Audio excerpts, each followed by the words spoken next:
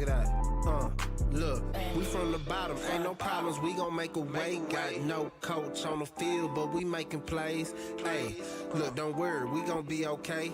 Hey, look, why? Cause we gon' make them pay. We from. Hey, what's going down, sports fans, gamblers, cappers, hustlers all around the world? It's your boy, Marley Bit, coming at you live with another episode of Brothers in Bits. NFL edition.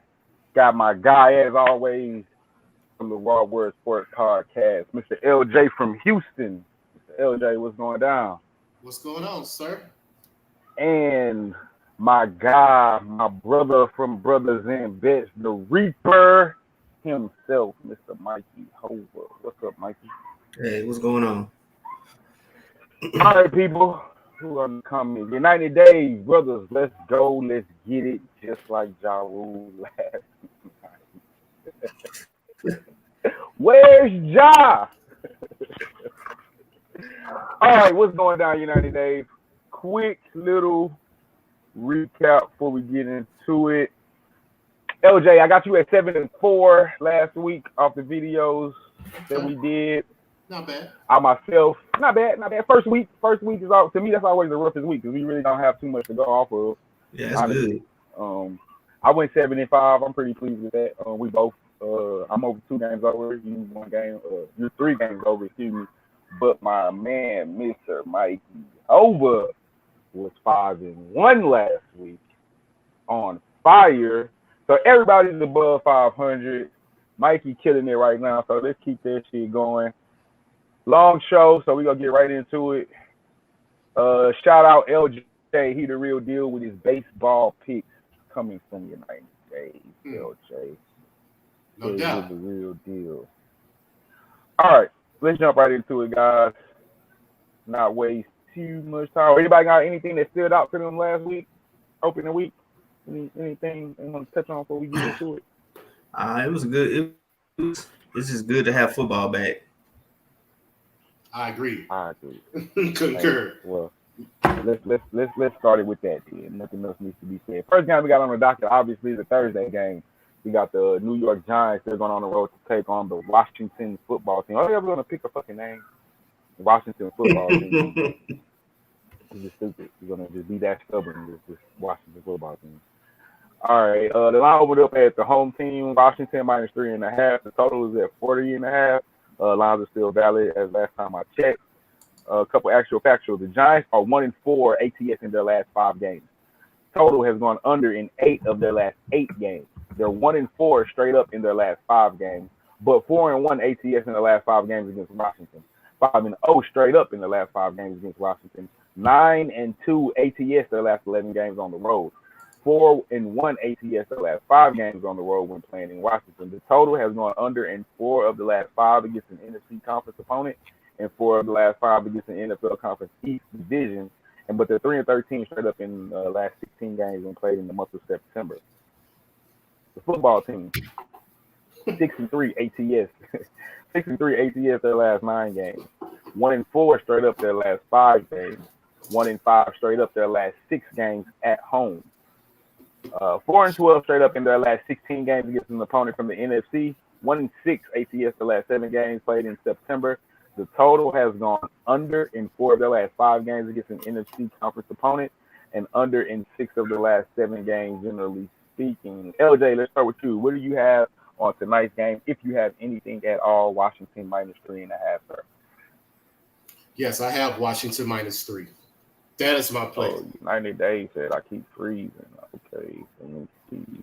Go ahead, keep going. Washington -3. I just think they're better. They're an overall better team as far as players for the Giants, and basically, I just don't trust Daniel Jones. He turns the ball over too much. You know, he likes to fumble. He doesn't take care of it, and Giants got too many injury issues. I mean, Saquon is badly out there. You know, they got a couple of issues on their offensive line. They got some players banged up in the secondary. So I just think this is a bad spot for the Giants, simply because Washington's at home, and they came off a tough loss against the Chargers last week. Justin Herbert's just the man. I mean, he outthrew that game. So that's the only reason why I think they won that game, because Justin Herbert is just that good to me. for real, because Washington's defense was good enough to sustain them throughout the game, and Heineke performed well.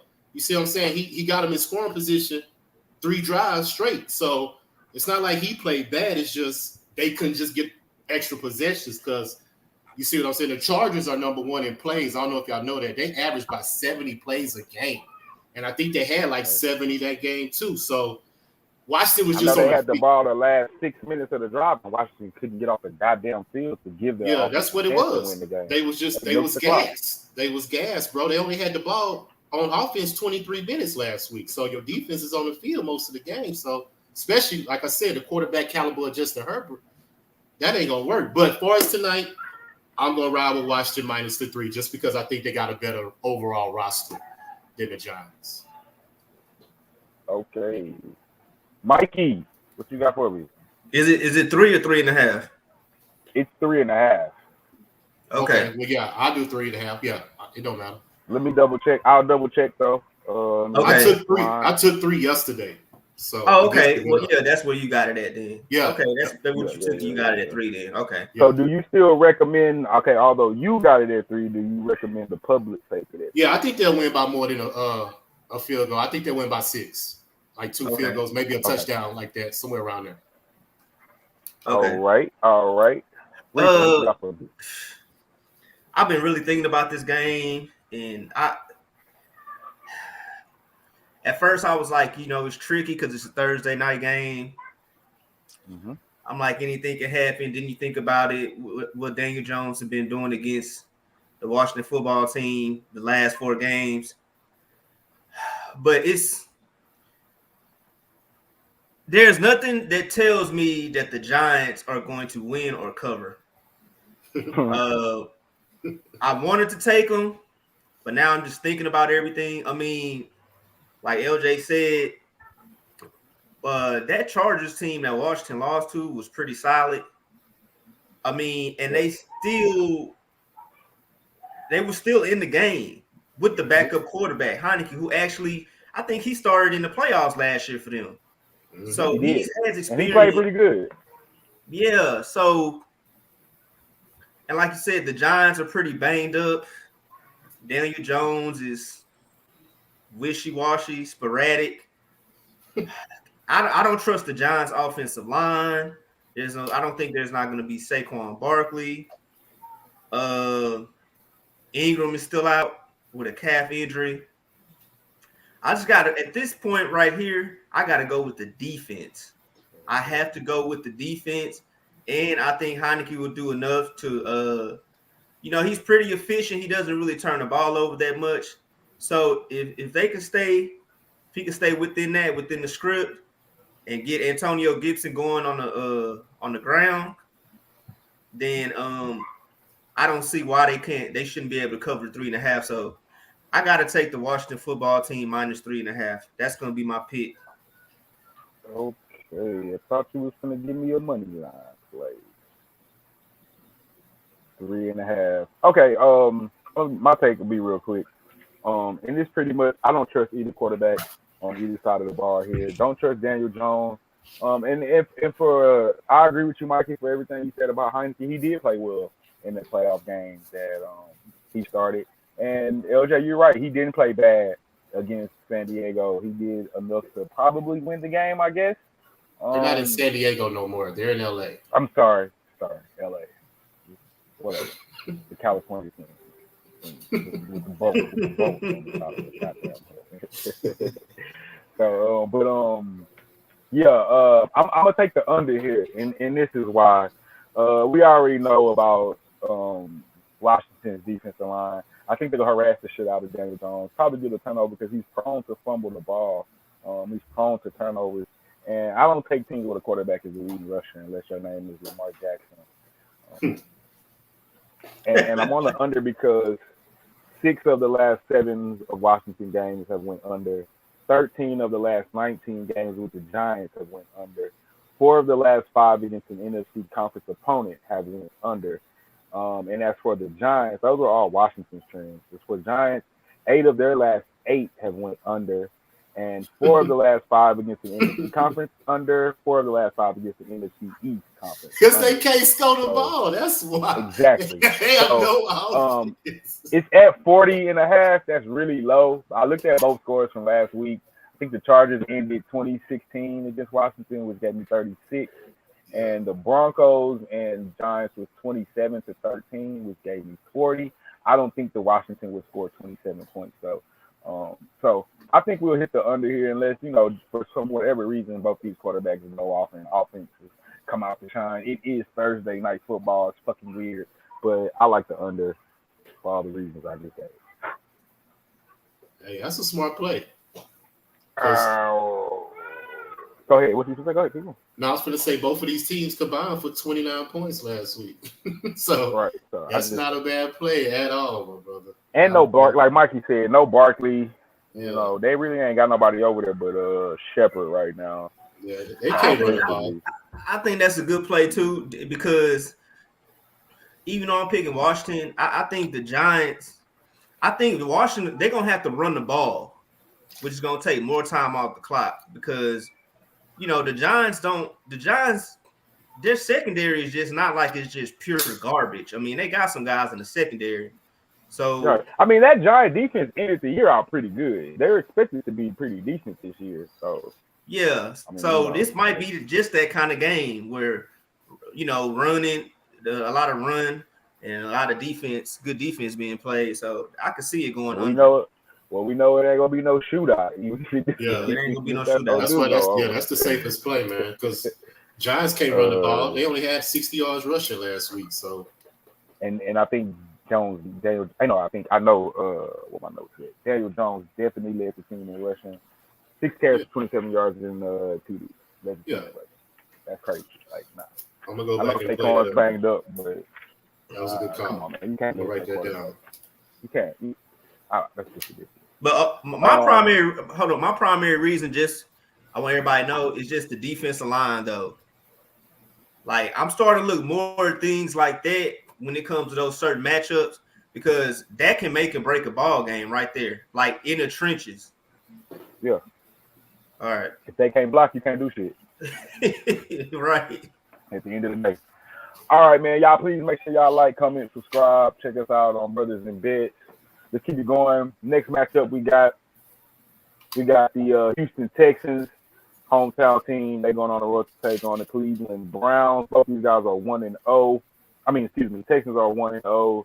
Browns are 1-1, coming off a tough loss against the Chiefs. The line 1-1. Browns. Yeah. Oh, I'm tripping. 0-1. 1-0 and 0-1. Yeah, I added the game some kind of way. Line over them at the Browns -13. The total was at 48. Couple actual factuals for each team. The Texans, they're 6-3 ATS in their last 9 games. Wow. 1-5 straight up in their last 6 games. 6-0 ATS in their last 6 games against Cleveland. 5-1 straight up in their last 6 games against Cleveland. 2-7 straight up in their last 9 games on the road. 1-4 straight up in their last 5 games against an opponent in the American Football Conference. They're 1-4 ATS in their last 5 games against an opponent from the AFC North Division. 1-4 ATS in the last 5 games played in the month of September, and the total is gone under. 4 of the last 5 games been playing on the road in Cleveland. The Browns, they're 4-2 ATS in their last 6. 12-6 straight up in their last 18 games. 1-4 ATS their last 10 games. 1-4 ATS their last 5 games at home. The total has gone under in 4 of Cleveland's last 5 games when playing at home against Houston. The total has also gone over in 6 of the last 8 games in the American Conference, in the AFC Conference. 4-1 straight up in their last 5 games against an opponent from the AFC. 5-13-1 straight up in their last 19 games played in December, and 5-2 ATS in their last 7 games when played on a Saturday. Mikey Hova, Texans at Browns -13. What you got for me? Okay, so it moved down because I know originally I think it was at like 13. Yeah, I think it was at, yeah. Okay. All right, man. So this is another interesting game. First of all, I didn't see the Texans doing what they were going to do against the Jags. Now I know the Jags are very, very terrible. Yes. So the question is, and the Browns, they lost a close one to the Chiefs. They had every opportunity really to win that game. So the question becomes, are the Texans, are they going to be who we initially thought they were going to be before the season? That team that maybe only won about 1 or 2 games. Are the odds makers? Are they overreacting? Maybe because they beat the Jags, or maybe they're underreacting. I don't know. But my thing is, I feel like and I never thought I would say this the entire year, but I feel like the Texans, their defense looked pretty good. Granted, it was the Jaguars, and I wasn't really impressed with them. But the Jaguars are a very terrible, undisciplined team. That's a whole nother conversation. I think the Texans should do enough to cover, as long as they can control the clock and play solid defense and protect the ball. Then they should be able to cover that. Now, things can get out of hand real quickly, especially down in Cleveland, if they start turning the ball over and giving up some big plays. But 13 points in an NFL game, I don't care. That's just really a lot. So I'm gonna have to go with the Texans to go ahead and cover. I think they'll do a decent job on the ground. I'm really anxious to see how that defensive line holds up against the Browns' offensive line, along with the running attack of Chubb and Hunt. I want to see, that's going to be the key matchup that I'm looking at, because the Texans only gave up like 76 yards rushing, I think, last week against the Jags.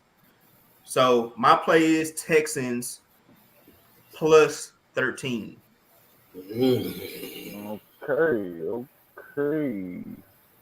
LJ. I know. I feel you. I hate to say it. No, I'm riding with you, bro. I already told you.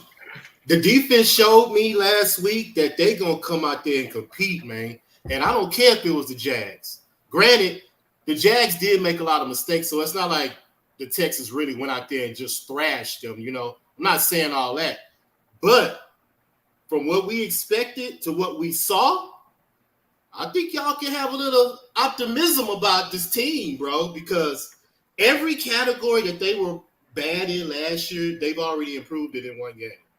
Like, definitely, it's a totally different team. Like, the offense is still, because Deshaun Watson put up points and yards last week. I'm strictly talking about the defensive side of the ball, bro. Like, the culture is different.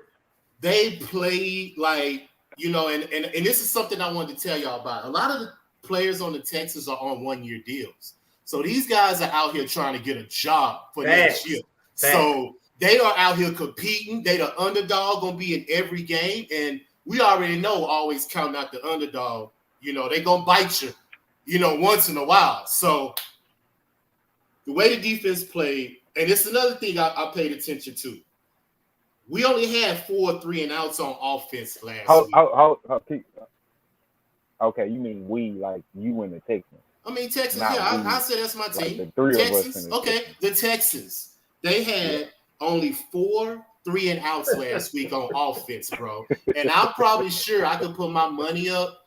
I don't know what the number is, but I'm pretty sure it was more than 4 3-and-outs in a game last year. Yeah, and the defense only had 5 3-and-outs. So, how many times can we just picture last year the defense getting 3-and-outs consistent? You get what I'm saying? It was damn near never. So you hit it on the head, Mikey. If they can stop the rush, because that's what Cleveland does best. Stop the rush. Make them one-dimensional. Make Baker Mayfield make a play. Who's to say, man, this game may be up for grabs in the fourth quarter, bro. But the Texans got to hold the ball. Like you say, they can't turn the ball over. And Tyrod Taylor has played in Cleveland, so he is familiar, we should say, with the team. Mm-hmm. But we haven't beat them since Savansky's been the coach. You see what I'm saying? So that concerns me. So that's why I'm not going to take the win. But I think I'm like you. He's only been the coach for 1 year. Well, hold on. Nah, it says something. My bad. 5-0. Oh, I'm sorry. Cleveland is 5-0 following a loss under Kevin Stefanski. He's 5-0 coming off a loss. So that's why I'm not going to take the win because I'm just not confident that the Texans can go in there and beat Cleveland. You know, like that. I'm not going to put my money on. They're 5-1 straight up in their last 6 games against Cleveland. The Texans are. I mean, it's all like I said, it's all good. I'm just going on the fact that was a different team though. Yeah, I'm going on the fact that the Texans played Jacksonville last week, supposed to Cleveland playing the best team probably in the AFC, which is Kansas City. That's what I'm going on. Let me take over this shit real quick because you talking about overreaction after what fucking day. Whoa. They played the Jacksonville Jaguars. Yes. They have the number 1 draft pick in the league for a reason. And picking a quarterback, Trevor Lawrence, as good as he may turn out to become, does not solve all the other issues of why they have the number 1 pick in the draft. Not only that, a rookie quarterback that has never seen an NFL defense, let alone a Lovie Smith defense. I'm not going to pretend that Lovie Smith is a great or, one of the best defensive coaches, but I like to think he's a well-respected. I personally well-respected. I'll say he's a great defensive coordinator. Okay, that's fine. I can roll with that. I mean, he did take with the Bears to the Super Bowl. Yeah.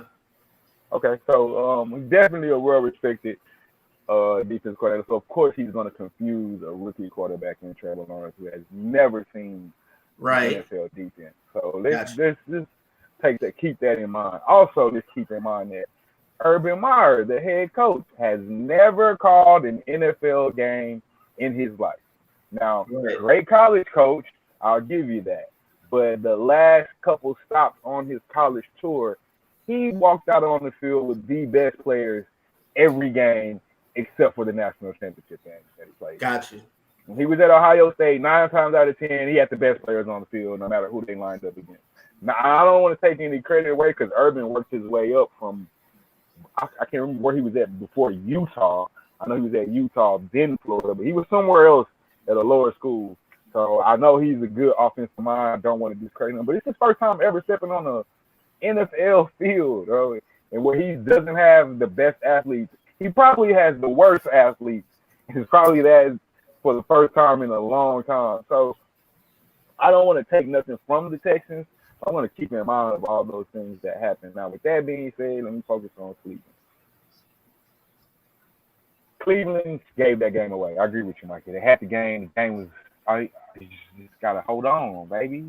And to me, that game is everything of why they're not ready. Because Baker Mayfield is not the kind of quarterback that in the fourth quarter, with 3 minutes left to go in the clock, can you go give me a touchdown? I don't care what else the fuck happened before the game. Like, we know when Dallas scored and we saw Tom Brady with like a minute or 2 minutes, however much time was left on that clock, and they showed him on the side, and it was like, oh, that's too much time. It's too much time. When you start saying that about your quarterback, Patrick Mahomes, 2 minutes, too much time.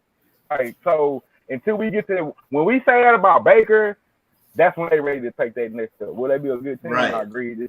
13 points is way too much. I'm not fucking with it, to be honest with y'all.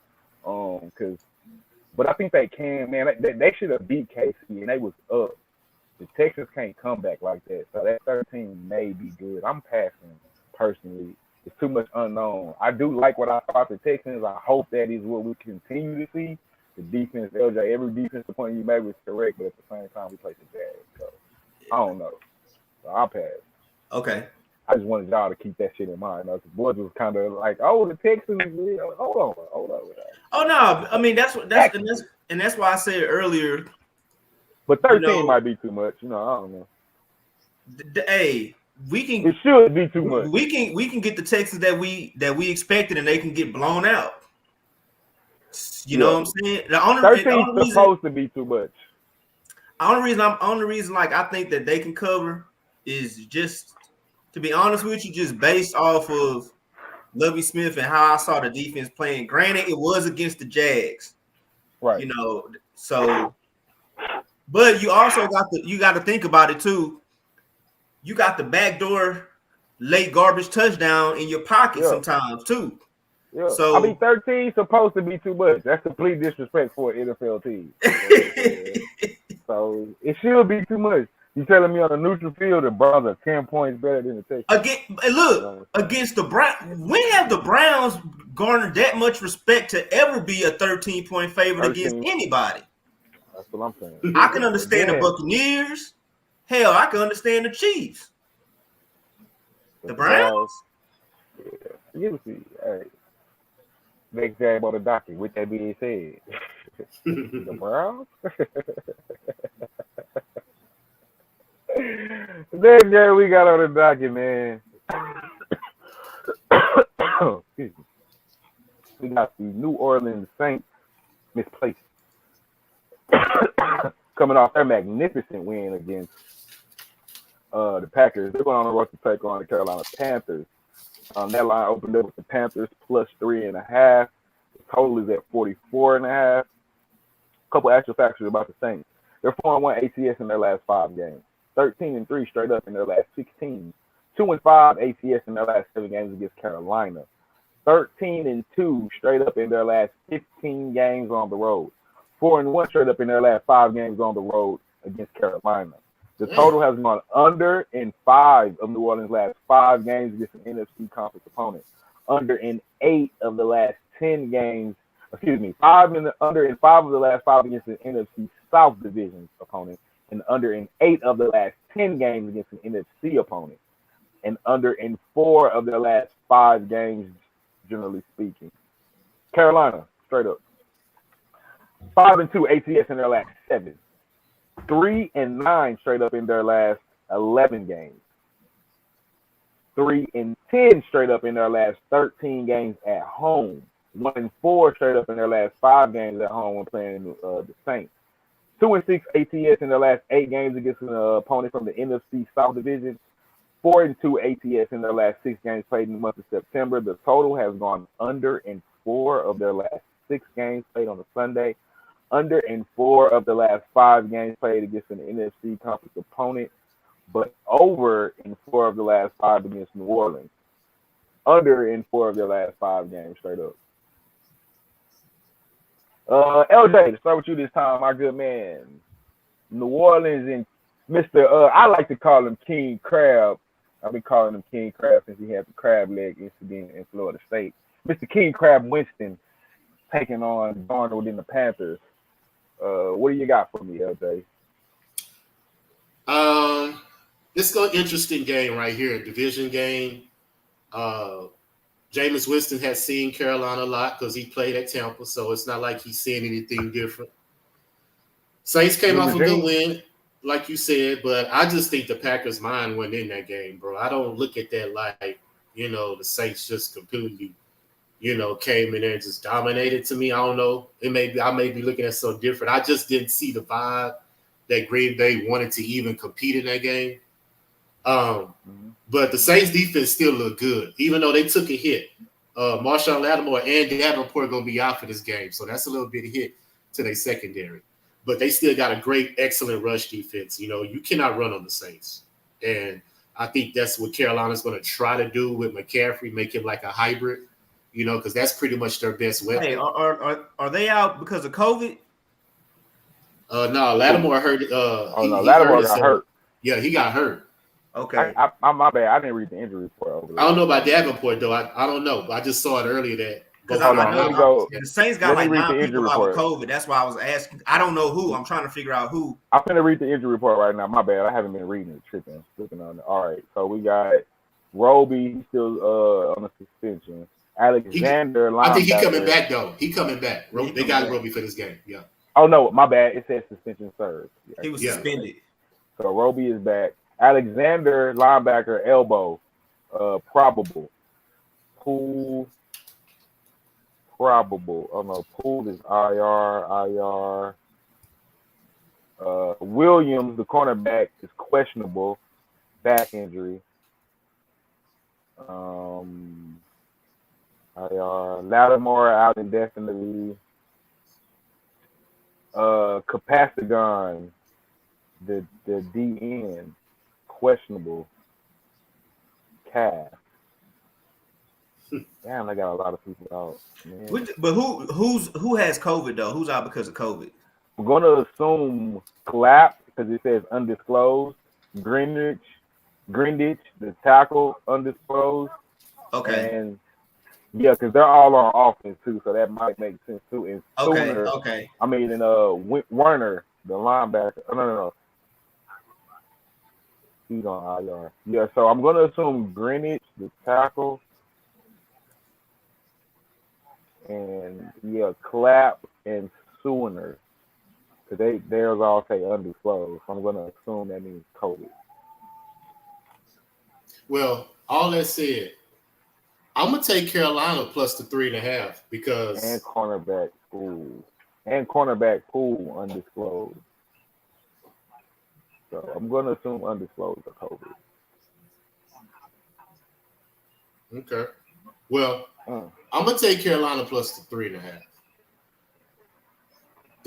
This is their second home game in a row, so I think that's a little bit of an advantage. They didn't have to go nowhere. Even though the Saints have won 4 straight against Carolina, that was all Drew Brees. That was not Jameis Winston. So that's my theory on this game, and I'm going to ride with Carolina.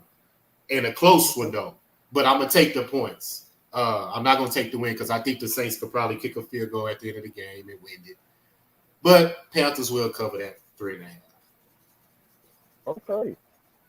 Mikey. Over. Reaper.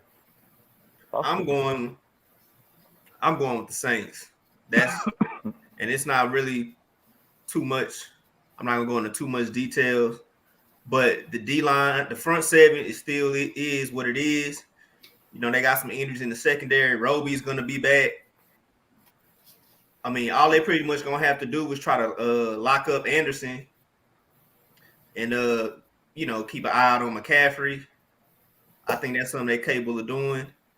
I think Sean Payton gonna have those guys ready to play, and I think Jameis Winston's gonna have a good game. And I don't trust Sam Darnold against the Saints defense, so I'm taking the Saints minus 3.5. I am right there with you, my good brother. I do agree with LJ. The Packers were not focused on that game, but that just means the score wouldn't have been that bad. It don't mean that they would have lost. You can't tell me even after, and I don't know how people look at this. All right, the Saints go up 10 or 14. Did they not try to start stopping them then? Or did they just lay down? And at some point, they tried to turn it on. They tried to get focused and lock in. And the Saints was like, no, too late. You know what I'm saying? So maybe they didn't fight the whole game. But after that first touchdown, that defense tried to stop the Saints after that. And after Aaron threw that pick, or after the defense got the first 3 and out, Aaron tried to galvanize the team, and they tried to go score. Now, maybe after he threw that last pick, kind of that looked like the punt on third down, he might have gave up then. But the 2-3 drives before that, he was trying, and that offense was trying. And that Saints defense, man, was good. And I agree with you. I do not trust Sam Darnold. He barely beat the Jets. And I know Matt Rule got to be like, damn, we let Teddy go. That was stupid to me to let Teddy go for Sam Darnold, because, like, let's just say he's better. How much better is he? Like, I don't think he's better. I don't think he's better neither, personally. I don't think he's better. I get Teddy not gonna push the ball downfield, but, like, he's not gonna turn that hoe over. And I think he's smarter. I think he makes better decisions. Maybe I don't know. From what I've seen so far, I know Darnold's with the Jets, but even like, bro, you just gotta beat the Jets, and that's supposed to be the team that like traded you. You supposed to go in there like, come on, guys, this one for me. We can like put it on these Jets, blah blah blah, da da da da. You know what I'm saying? Like, bro, you don't even cover. Yeah, they almost lost that game too. Y'all almost lost. So I'm definitely not a believer in Sam Darnold. I like McCaffrey, but I like the Saints. I don't think they're gonna have enough to get it done. think once you stop McCaffrey, I think, man, the Saints was all over Aaron Rodgers, and I think that defense is for real. And Jameis didn't look bad. Like if Sean Payton gonna have Jameis protecting the ball like that, Jameis' issue was never that he couldn't play quarterback. His only issue was that he turned the ball over. Like he threw 30 touchdowns in the season. Like he was the #1 draft pick. He won a Heisman. Like he can play quarterback. His problem was his decision making at times. You know, it wasn't always the most sound. So, right. And Peyton, if you saw when they signed Winston, I knew it was going to be a good situation for him just because sitting behind a guy like Breeze and learning, and also with a guy like Sean Payton. So you could tell in that first game that this is kind of going to be the resurrection of his career. Sean Payton was putting him in position to be successful. They wasn't really getting behind the chains. He wasn't calling plays that would force Winston to have to try to fit the ball in the tight windows. They were actually doing a good job of running the ball. That's what actually opened the pass up. Like they were really, really running the ball, and I look for them to repeat that and have that same success on the ground against the Panthers. I agree. They barely got past the Jets, and the Jets ain't the damn Saints. So that's my thoughts on that. Let's keep it going. All right. Bam. Next time we got on the docket, we got the Cincinnati Bengals, Joe Burrow and them going on to take on Andy Dalton and the Bears. The Bears. That line opened up at the Bears -2. Crazy. The total was at 45. A couple actual factuals real quick. Got to pick this up, guys. Cincinnati, 4-9 straight up in their last 13 games. 1-18-1 straight up in their last 20 games on the road. 4-2 straight up in their last 6 games when playing on the road in Chicago. The total has gone under in 5 of their last 6 games against the NFC Conference. They're 6-2 ATS in their last 8 games against an opponent NFC North. 9-3-1 ATS in their last 13 games played in September. The Bears, 3-7 ATS their last 10 games. 3-9 straight up their last 12 games. 1-4 straight up their last 5 games at home. 2-4 straight up their last 6 games when playing at home against Cincinnati. 5-0 ATS their last 5 games against the AFC North division opponent. The total has gone over in 4 of Chicago's last 6 games in September. Over in 4 of their last 5 games, but under in 5 of the last 6 games against an opponent from the AFC. Mikey, you up first on this one. Cincy in Chicago. What's that? Man, I've been following this Bengals team for a few years now, and I really like what they've been doing as far as how they've been improving the roster with some key additions from free agency, but also some things they've been doing in the draft. Now we're starting to see Burrow. He's in his second year, even though he's coming off of an injury. He actually played pretty good last week, and they were able to get the W against a quality team. Many people thought was going to actually win that game. I picked them money line last week, so I think the Bengals are actually going to win this game outright. And I'm going to pick the money line for the second week in a row. Mikey. Those guys, if they can run the ball effectively with Mixon, and the main thing is going to be they're going to have to try to protect Burrow and give him time to throw the ball. So if they can run the ball, and open up the passing game, they got some talent. I mean, that boy Chase is acting a fool. Not to mention they they still have your boy T. Higgins, and Tyler Boyd. So on offense, man, those guys they have some nice young weapons, and the same thing on defense. Now I saw that Trey Waynes was doubtful, so that's going to be really, really key. But they got Eli Apple, I think, over there backing them up, so he should be serviceable. So I'm going to go ahead and I'm gonna ride with the Bengals. They're a young team, but they're pretty talented. They're well coached, and I think they'll do enough to go into Chicago and win that game. Start off the season 2-0. Bengals money line. Mm-hmm. Gosh, LJ, take it away. My shit must be messing up because I think Coach talking about me. This Verizon, oh shit, cause my Wi-Fi is good. I'm looking at 5G. All the bars are there. I'm right next to the router. It gotta be Verizon. Go ahead, LJ, take it away though. I think I'm gonna ride with Mikey, man. Bengals showed me a lot of gumption last week playing the Vikings. You know, Vikings a tough team. You know, I think they played good. I feel Joe Burrow is the truth. You see what I'm saying? Second year, you know, threw for 261, 9.7 yards average.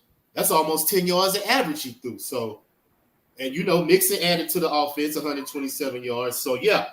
Bengals play good, man. And the Bears, I just don't think Andy Dalton is the quarterback of that team. They might as well throw Justin Fields in there because the Bears' schedule is going to get real crucial down, you know, in the middle of their season. So if any time you need to throw a rookie quarterback in there to get some, you know, saying reps in, I think these next couple of games would be that time. You know, Andy Dalton, he playing his old team, so it ain't like they don't know what he can do. You know, he used to be over there, so I don't see the Bears doing anything different than what I've seen what they put up against the Rams because that was a straight up beatdown. And I don't see no advantage for the Bears to having this game. Going through the numbers, the Bengals, they lead in all of them, you know, rushing, time of possession.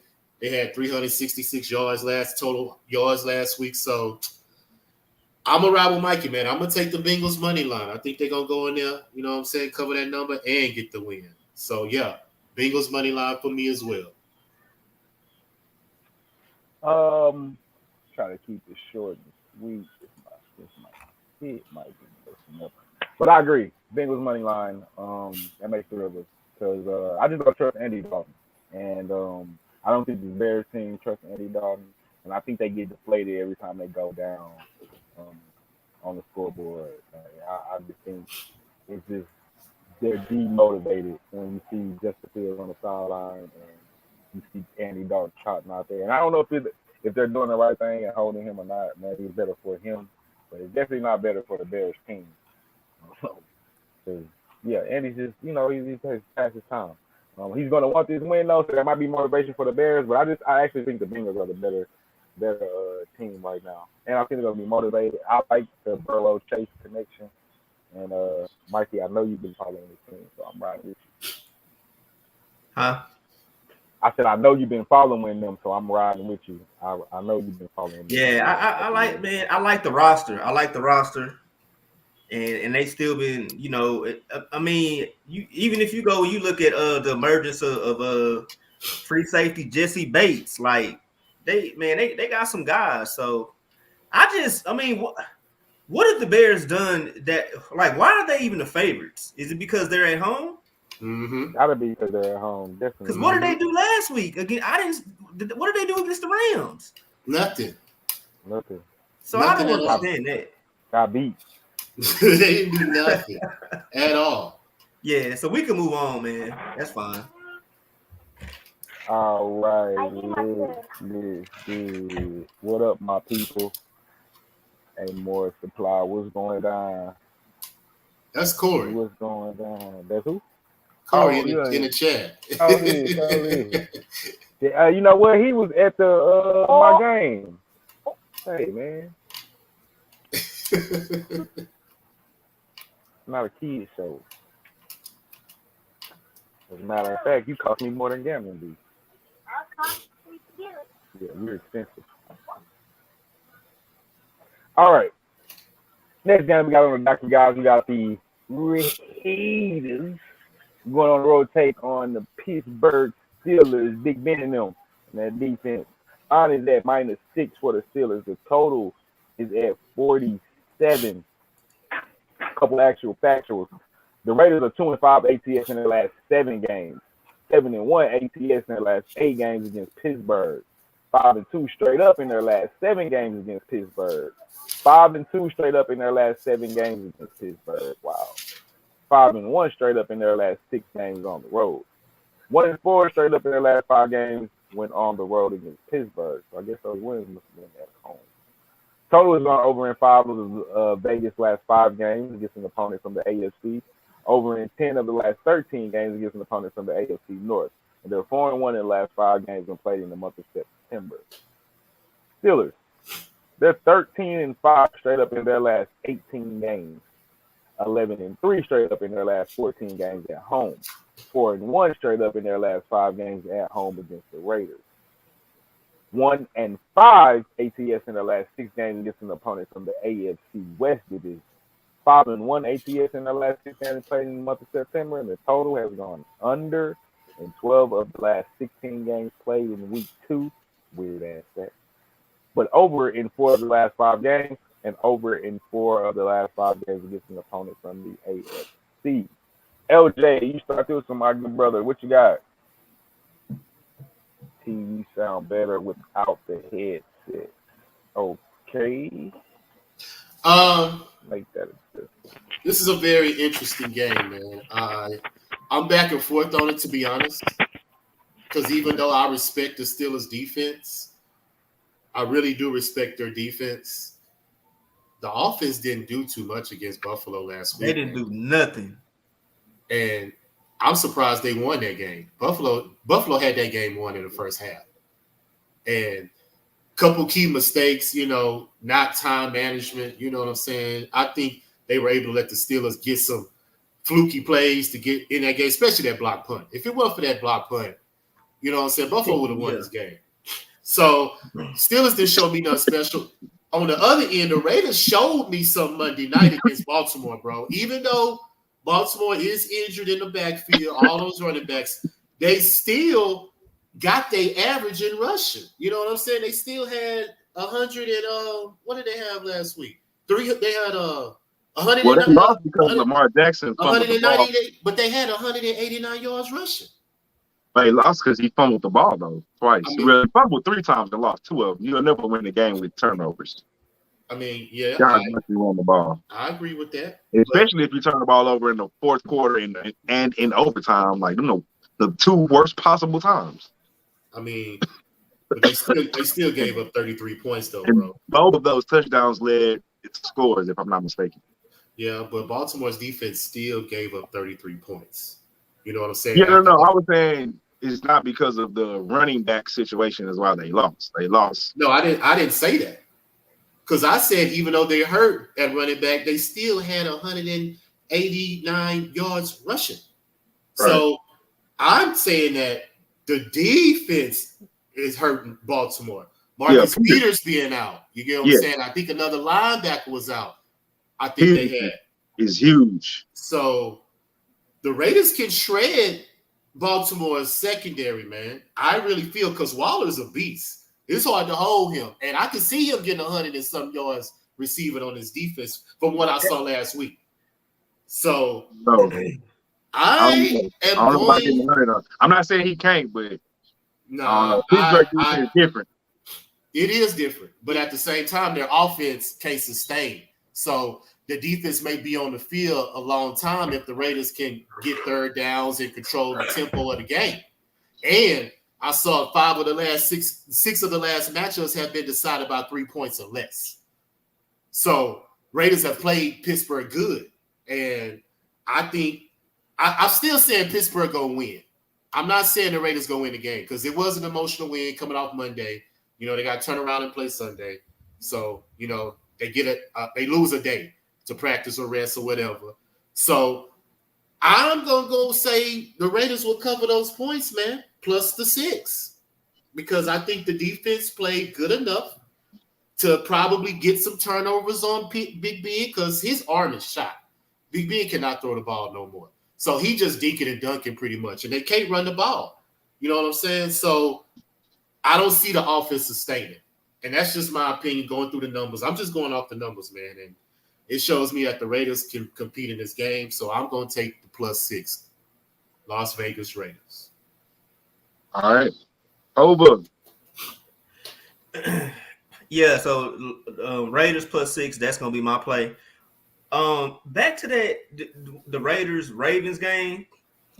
The Ravens, the problem, obviously, of course, it was their defense, but it was Don Martindale he fucked up because number one, he stopped doubling Waller. Number two, they started running a lot of cover zero. Like, come on, man. Like that's risky, especially against a offensive minded coach like Chucky. Like that was horrible. So once they started doing that, then that's when they started getting shredded. The Steelers are way more disciplined when it comes to their defensive calls. So I don't see that happening as much. I don't see the Raiders being able to shred them as much as what they did against the Ravens because the Steelers are not going to be taking all those chances. A lot of the times they're going to really be dependent on the rush to get there. So back to the Raiders +6. The reason I'm taking the Raiders to cover is, like LJ said, I have zero faith in the Steelers offense. Zero faith. I think the Raiders will be able to do enough defensively to kind of keep the Steelers scoring at a minimal. And at the end of the day, it's gonna be the Raiders are gonna have to move the ball. Now, one of my only concerns, I will say this, even though they got it together the second half, the Raiders offensive line going against the Steelers defensive line is a total different ball game. So I'm really, really worried about those guys because I give the edge to the Steelers defensive line. So if they can hold up, give Carr some time, if they don't fall behind, if they don't get behind the chains, and the main thing is the Raiders are going to have to be able to run the ball successfully because they couldn't run the ball at all against the Ravens. If you come out there against the Steelers and you think you just going to pass all over them without any type of run game and you're going to be in the game, that's not going to happen. So they're definitely going to have to run the ball. I like what I saw last week against the Ravens, but the Raiders did get some breaks in the name of Lamar Jackson. Okay, so they edged that one out. I can't even say that they were the better team, even though I picked them to win. They just got lucky towards the end. Okay, so this is a brand new week. With that being said, I just don't have any confidence in the Steelers offense. I think the Raiders can do enough just to make the game competitive. So I'm going to take the Raiders +6. Yeah, I'm not going to be too long with this myself. The problem is Pittsburgh offense sucks. So I don't know if they can beat the team by a touchdown. You know what I'm saying? Although they did go on the road and beat a tough Buffalo team, I think that says a lot. But I didn't see that coming. Right. I think still is the cover, but I definitely didn't think they would win. But yeah, they got to be. The thing that scares me is that I don't have a lot of faith in Derek Carr. And that offense, they can produce points sometimes. I don't know if they can produce points against this Pittsburgh Steelers defense, but I do like the Raiders. I like Max Crosby on that D line. He was balling the other day, this past Sunday. But I just think the Steelers can't score enough points. Shit, I mean, if they're only going to score 13, 14, 17 points, I mean, shit, that's a touchdown and a field goal you cover. I think the Raiders offensively can probably give you that, even though this Pittsburgh Steelers defense is tough. I think they probably be on the field a lot. Like Mike said, if they can run the ball, I don't have much faith in them running the ball because I told y'all in our group chat that they lost some linemen, and I told you that was crucial on the O-line. Yeah, it's a whole O-line. He gifted them that game, man. He fumbled in the fourth quarter and in overtime. Like the worst two times. I mean, I don't know how much worse you can get as far as turning the ball over at the worst time. So I'm riding with y'all though. Raiders +6. I just think it's too many points. Way too many points. Hey, 2 points. is Ndakwe gonna play? Because Man, I yeah, know he had got hurt against the Ravens, and I don't think he came back in. So if you can check my God. Doc Way. Don't see him on the injury report. all right, okay, so he's back then. All right, that's all I want to know. Don't see him on the injury report. You say he's All right. questionable. Go ahead. He's questionable. Questionable. Okay. Pull hamstring. That ain't it. He never returned either for the game. So That ain't good. That ain't That's what I good. was Next thing talking we got on the docket, fellas, we got the Buffalo Bills. They're going to take on the Miami Dolphins divisional game. Line is at +3.5. The Dolphins, the total is at 47.5. Plus, not couple actual. The Bills 9-3 ATS in their last 12 games, 8-2 straight up in their last 10, 5-0 straight up in their last 5 games against Miami. 9-2 straight up in their last 11 games against an opponent from the AFC. 6-0 straight up in their last 6 games against an opponent from the AFC East Division. But 1-4-1 ATS their last 6 games played week 2. Total gone over in 13 of the last 20, over in 4 of the last 5, and over in 4 of the last 6 when playing on the road in Miami. The Dolphins 10-3 ATS their last 13, 10-3 straight up their last 13, 6-0 ATS their last 6 at home, 12-4 ATS their last 16 against an opponent from the AFC, 2-7 straight up in their last 9 played in September, 2-5 straight up in the last 7 games played in week 2. Total's gone under in 4 of the last 5 against an opponent from the AFC East, but over in 4 of the last 6 games when played at home against Buffalo, and over in 5 of the last 5 straight up against Buffalo. Mikey, what you got for me? Bills, Dolphins +3.5. I'm gonna go with the Bills -3.5. I think they're gonna go ahead and get back on track.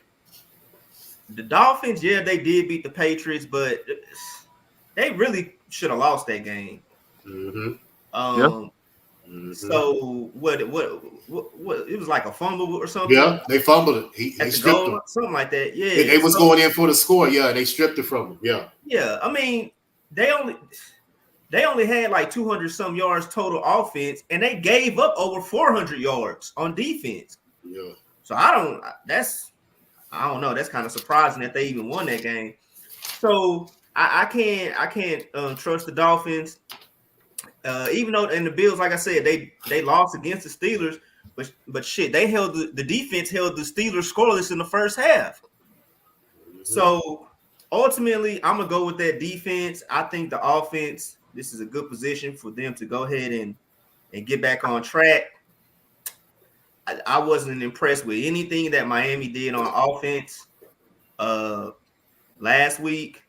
And so I'm definitely all over this Bills -3.5. I mean, I think that they probably can win this by somewhere between 7 and 10. So I'm going to go with the Bills -3.5. Okay. Bills -3.5. Mr. LJ from Houston. I'm right with him. Bills -3.5, bro. Like he said, I think they'll put 30 points on Miami, bro. To be honest with you, considering how they played last week against Pittsburgh, and like how you just named off them trends, Buffalo dominates this division. And Mikey said it. Dolphins only had 259 total yards last week. Patriots had 393. That's almost a 100-yard difference almost. You see what I'm saying? So the Patriots, they turned the ball over twice. That's what really hurt them. You know, the Dolphins didn't do nothing spectacular. They was 4-11 on third down. You know, they only rushed the ball for 74 yards, and they only had the ball 23 minutes. So Buffalo's going to dominate time of possession. They're going to dominate the run game. They're going to dominate the red zone. Even though they was 1 for 4 last week, They led the NFL with 4 attempts in the red zone. That was number 1. So I think they're going to get back to that as well. And 8 of 18 on third down last week, even though they lost to Pittsburgh. 8 of 18. You see what I'm saying? So they're going to control the ball. They're going to get third down conversions, and they're going to keep Miami's defense on the field, and they're going to wear them out. So I'm riding with Mikey as well. Buffalo minus the 3.5. Easy.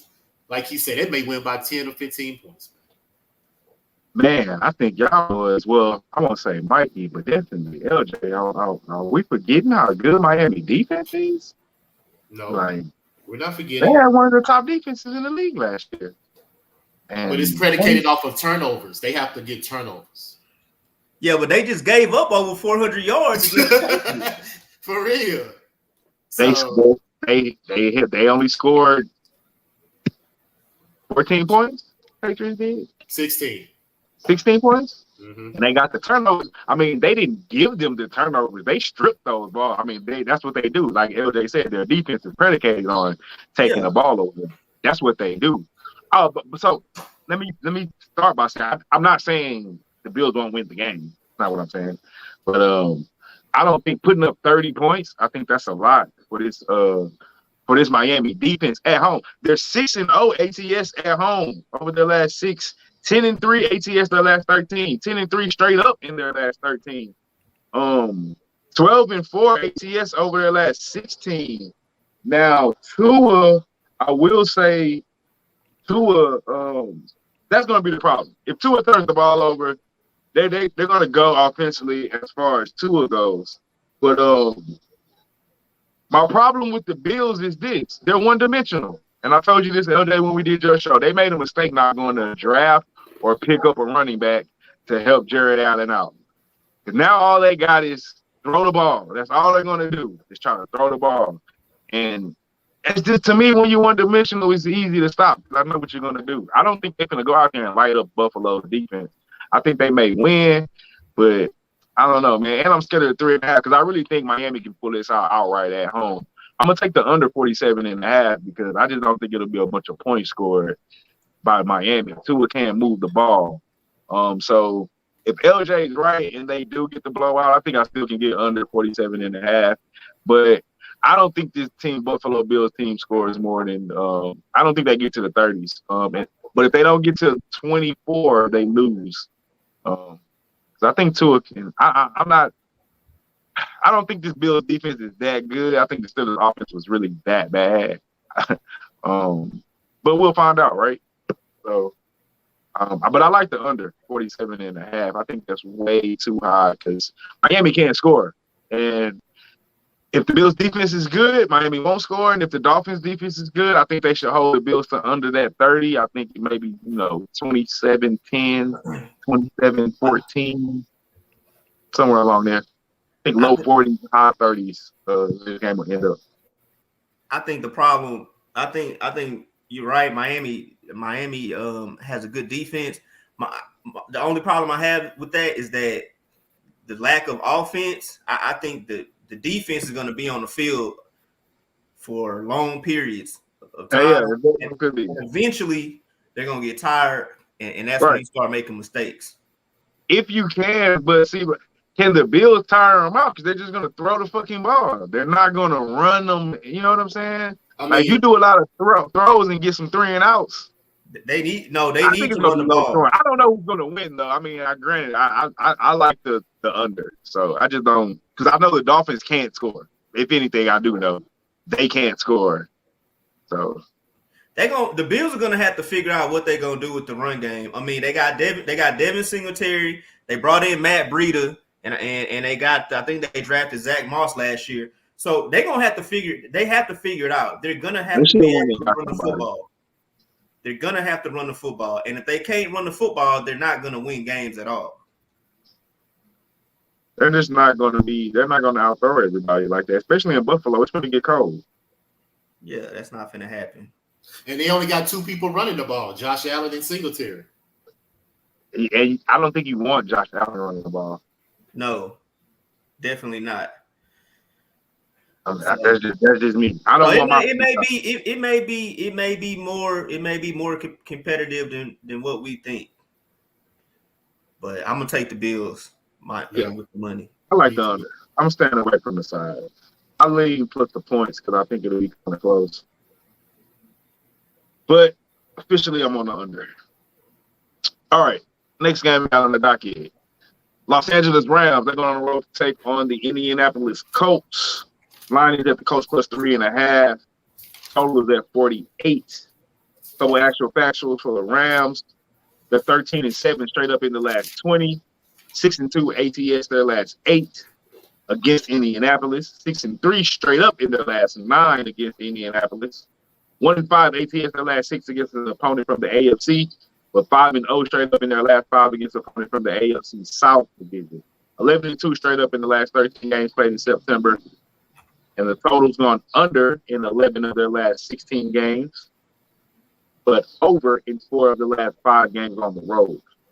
The Colts, they're 1-4 ATS their last 5 games, 1-6 ATS their last 7 games at home, 5-1 ATS their last 6 games against an opponent from the NFC conference, but 1-6 straight up in their last 7 games against an opponent from the NFC West Division. Total's gone under in 5 of their last 6 games, under in 4 of the last 6 games played on a Sunday, but over in 5 of the last 5 played against the Rams. They're 0-8 straight up in the last 8 games when playing as the underdog. LJ, what you got? Is it safe to say we're all on the Rams here? I'm on the Rams. Yeah, just for the fact that Colts have injuries, bro. I think that's the only reason. They got Xavier Rose out, Darius Leonard. None of them practiced today. Quentin Nelson, Brandon, like their number 1 offensive tackle, they guard, their number 1 cornerback and linebacker, all gone. I think a lot of their injuries are COVID related because I think they're one of the most unvaccinated teams. Or you see, I know Darius Leonard and Xavier Rose, they're hurt. They ain't got nothing to do with COVID. Rose is calf. Yeah. And T.Y. Hilton, he didn't start the season. He started the season on IR. Fisher, a tackle, his Achilles, he's questionable. Nelson, the quarterback, undisclosed. Yeah. See, now if Quentin Nelson and Xavier Rose play, I'm not really too much concerned about Darius Leonard, but if those two can't play, I think the Rams will blow them out. But the Colts can cover, bro. If they play, I think the Colts can cover, simply for the fact of the way that their defense does play, and the Rams can't run the ball, bro. They didn't run the ball last week against Chicago. They only ran the ball for 74 yards. Well, Chicago is a pretty stout defense traditionally. I mean, yeah, but at the same time, the Rams averaged 126 yards last year on the ground. So from 126 to 74, that's a chunk. But that was also with Akers. Yeah, okay, that's what I'm saying. I mean, I'm not saying it's because they don't have a player. I'm just looking at what they put up. They only rushed the ball for 74 yards. So I mean, and Henderson is. I think Henderson is a good running back. I think that changes. I think they fine. I mean, that game was never in doubt. Yeah. No, it wasn't. I mean, it wasn't. I mean, and they passed for 4. It's kind of like, to be honest with you, and they're going to run the ball less. They passed for how many touchdowns did they pass for? Stafford had let me find it real quick. 3 touchdowns, 321 yards, 3 touchdowns. Yeah, so it was like run kind of like. I mean, I'm not saying that they had to. I'm just trying to say they're going to pass the ball more. So I think they won't. They're going to average more than 75 yards rushing, but they won't. They're going to average less than they did last year because of Stafford. They're going to throw the ball more. Well, at this point, I think the Colts defense is better than Chicago's defense. That's just my opinion. Okay. The Colts gave up 240 through the air, right? 100. Didn't they give up 140 on the ground against Seattle? I mean, we are talking about Russell Wilson though, bro. I mean, and 4 touchdowns through the air. But we talking about Russell Wilson to Sam It's Matt Stafford, bro. I mean, I think that's gonna be the like same. Matt Stafford. I think Matthew Stafford is a very good quarterback. okay, but we already know He what was on a Russell sorry Wilson ass can, team. but we already know what Russell Wilson is capable of doing, bro. You get what I'm saying? Matthew Stafford still has to prove that legitimately. You get what I'm saying? So for him to go in there and dominate the Colts like he did the Bears, I don't see that happening, bro. That's just, I think you're giving the Colts. You're definitely giving the Colts more credit than I am. I think so too. Well, maybe I am, but I'm telling you that I it just agree with you depends that on the Russell injuries. Wilson is a better quarterback than Matthew Stafford, but Matthew Stafford is more than capable of airing out any team in the league, any defense in the league. He's just been on a terrible team. I don't think he's a great quarterback, but I think he's a well above average. You can win a Super Bowl with Matthew Stafford on a good team. Hell yeah. And I don't think I'm not a believer in this Colts team. With the injuries you named, let me say I'm not a believer in the Colts team. I'm not a believer in Carson Wentz. And I just got Wentz is out, but Wentz. So I'm saying with that defense and everything, the Rams offense looked fucking unstoppable against the Bears. I think the Rams win by double digits. I think they do too. I'm all over the Rams -3.5. I think they kill this Colts team just like they did this round, just like they did the round. I mean, just like they did the Bears. Wentz will turn the ball over. If Wentz is playing, I just say Wentz is out. So, hey, is that breaking news? Check the line. Did the line change? Let me see. Let me refresh the line. We might have to. Because I don't have Wentz out on my injury report. I don't have even Wentz mentioned. Let me check the line. I don't even have it mentioned. I'll check the lines. I got the lines right here. If the line is still the same, then that's not true that he's out. Let me pull the lines up. But so LJ, are you on the? I know me and Mikey are on the Rams. Are you on the Rams or are you on the Colts? I'm on the Rams money line, but I'm saying I would have to make that decision once tomorrow come and if these guys are playing. If these guys are out, then yeah, they are going to beat about, probably 10. But I'm trusting that these guys will come back and make it a game. So the line is still at 3.5. The line is the same. So Wentz is not out. LJ, coach said, did you watch the game versus the Seahawks? Like, he didn't say it like that. He said, like, did you watch the game against the Seahawks? I did watch the game. Yes. I ain't watching. I see the numbers and I see the stats because the Colts rushed for 113 yards. They had 30 attempts, 71 plays. So they had the ball 35 minutes. You get what I'm saying? So I don't see what makes me think that the Rams is gonna come in and dominate them. But like I said, the Colts are injured. I see everything that makes me think they're gonna come in and dominate. Okay, so you say they're gonna win by how much? At least 10. At least 10. Okay, at least 10. I get the like if you say 14, 2 touchdowns, I'll take that bet. If you say they win by 2 touchdowns. I mean, the line is only 3.5. So. You see what I'm saying? So I'm talking about 3.5. I ain't talking about no 7. I ain't talking about no 10 or no 14. I need them to win by 4. By double digits, though. I need them to win by 4. So as long as they win by 4, I'm cool with that. I'm taking the Rams money line as my official play, though. I got you. Rams money line. All right, let's get off this game. I thought we were all on the same. Coach say they win by 8 or more. All right, let's keep it moving. Next game we got on docket. Interesting game in my opinion.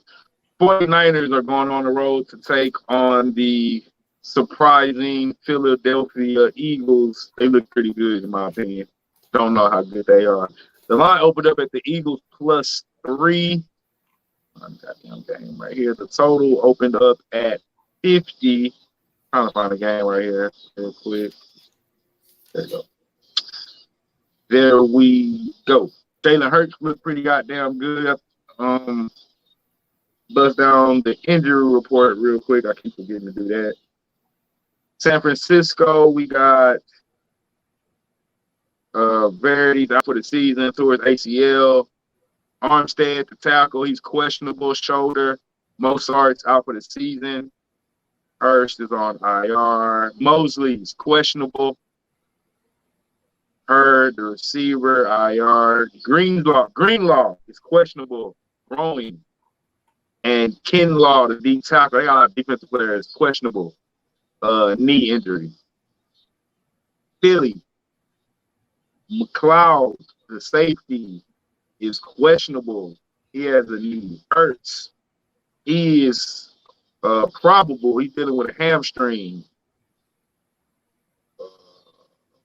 Whiteside, he left the game last week with an ankle. The receiver, he is questionable for San Francisco, for Philly. Epps, the safety, concussion protocol, he's questionable. And Taylor, the linebacker, is questionable.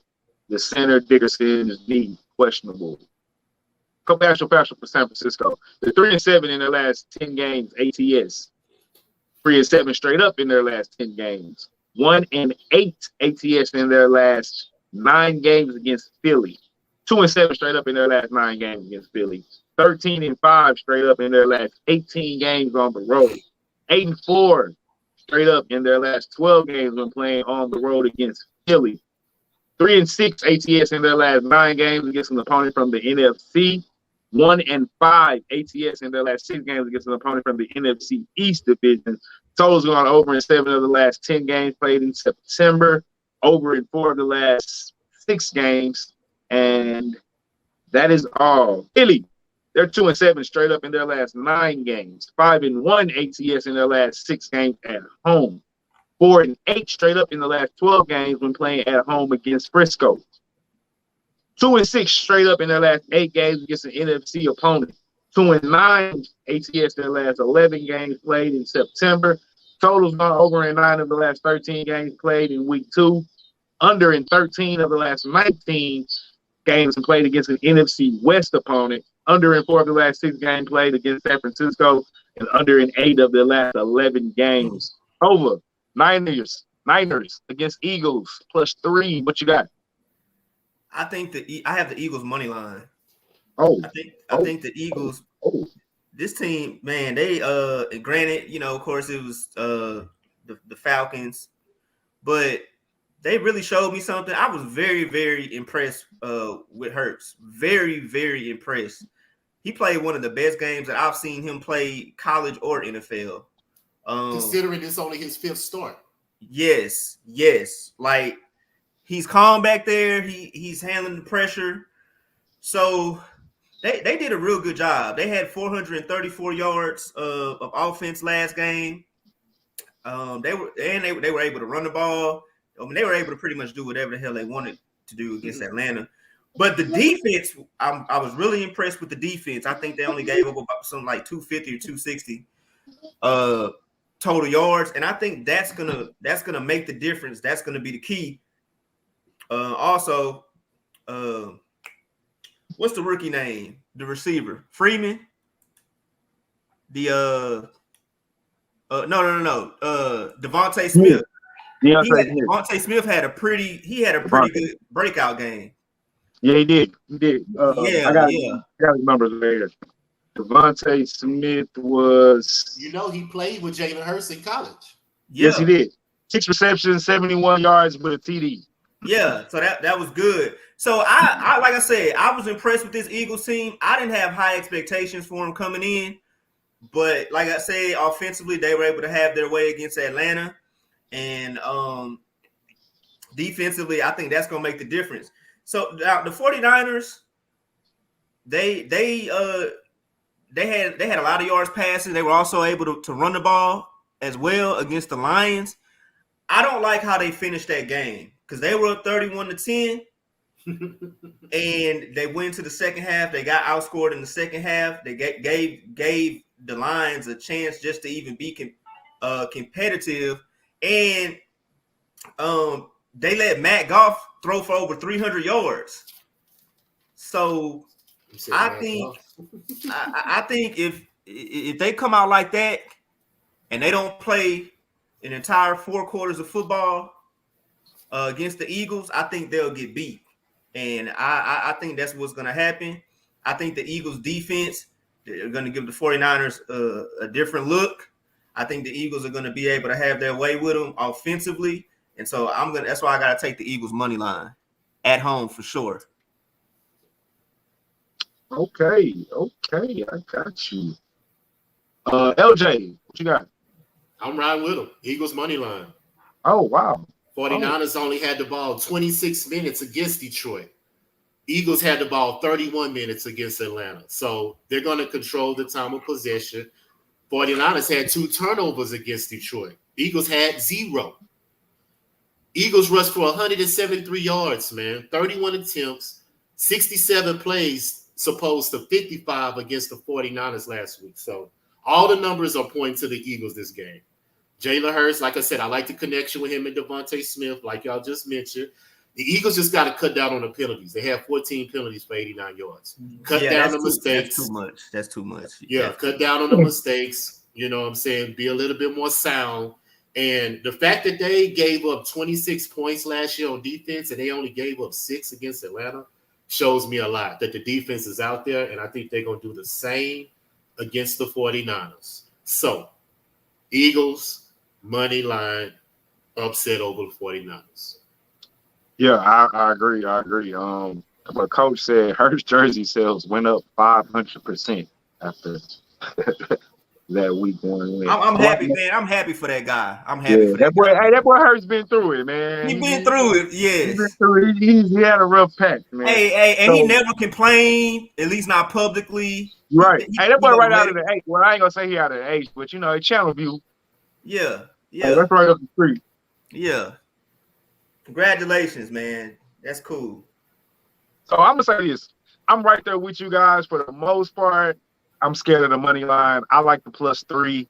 I didn't have the nuts to go all the way in on the money line. I'm not gonna lie, I'm a little scared of San Francisco. They got a lot of injuries on the defensive side of the ball, and I agree with you, Mikey.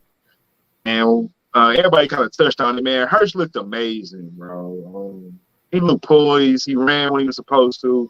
Devonta Smith looked good, and I'm not a believer in Jimmy G. At the end of the day, I kind of wait for him to turn the ball over. He's so inaccurate. And I agree with the coach earlier. He said that place is Philly is going to be on fire on Sunday. That crowd is going to be rocking. So I like the 3. I watched that defensive line. I love it in Philly. They was all over Matt Ryan. Now the question is the Atlanta offensive line that bad? Was Philly defense that good? Philly defensive line has been good for the last couple of years. I don't know if they're that good, but you still got Fletcher Cox in the middle causing destruction. So, and that's all you need. That might be all you need. So I like Philly. I like the 3. I don't know if they pull it off. I'm rooting for them. I like Jalen Hurts, but San Francisco is still a good team. Yeah. So, but I don't know if they pull it off, but I think that D-line. I think that D-line is they're going to control the game. I don't think the 49ers will be able to run on them, and that's going to make them one-dimensional, and I think that'll be the difference. Man, that D-line was all over. They was all over Matt Ryan. No bullshit. All over. All right. Let's keep it going. Ooh, time is moving fast. I got to pick it up. All right. Broncos at the Jags. That line opened up at the the Jags +6. The total is at 45.5. Let me get to the injury report real quick.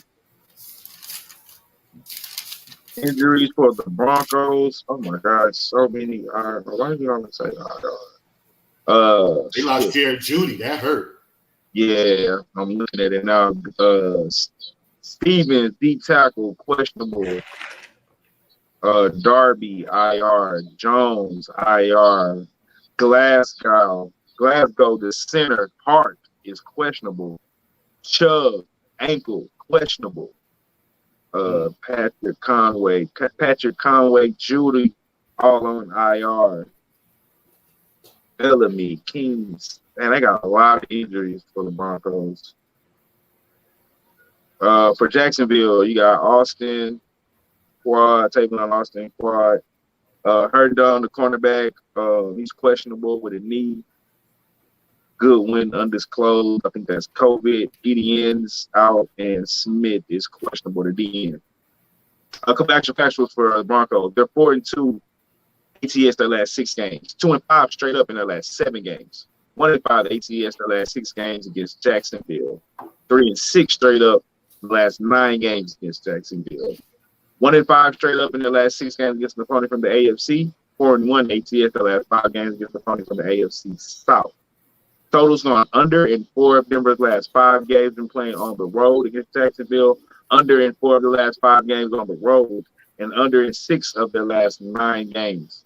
Jacksonville, they're 1-4 ATS their last 5. 0-10 straight up in their last 10. 0-7 straight up in their last 7 games at home. 0-12 straight up in their last 12 games against an opponent from the American Football League Conference. That's the AFC.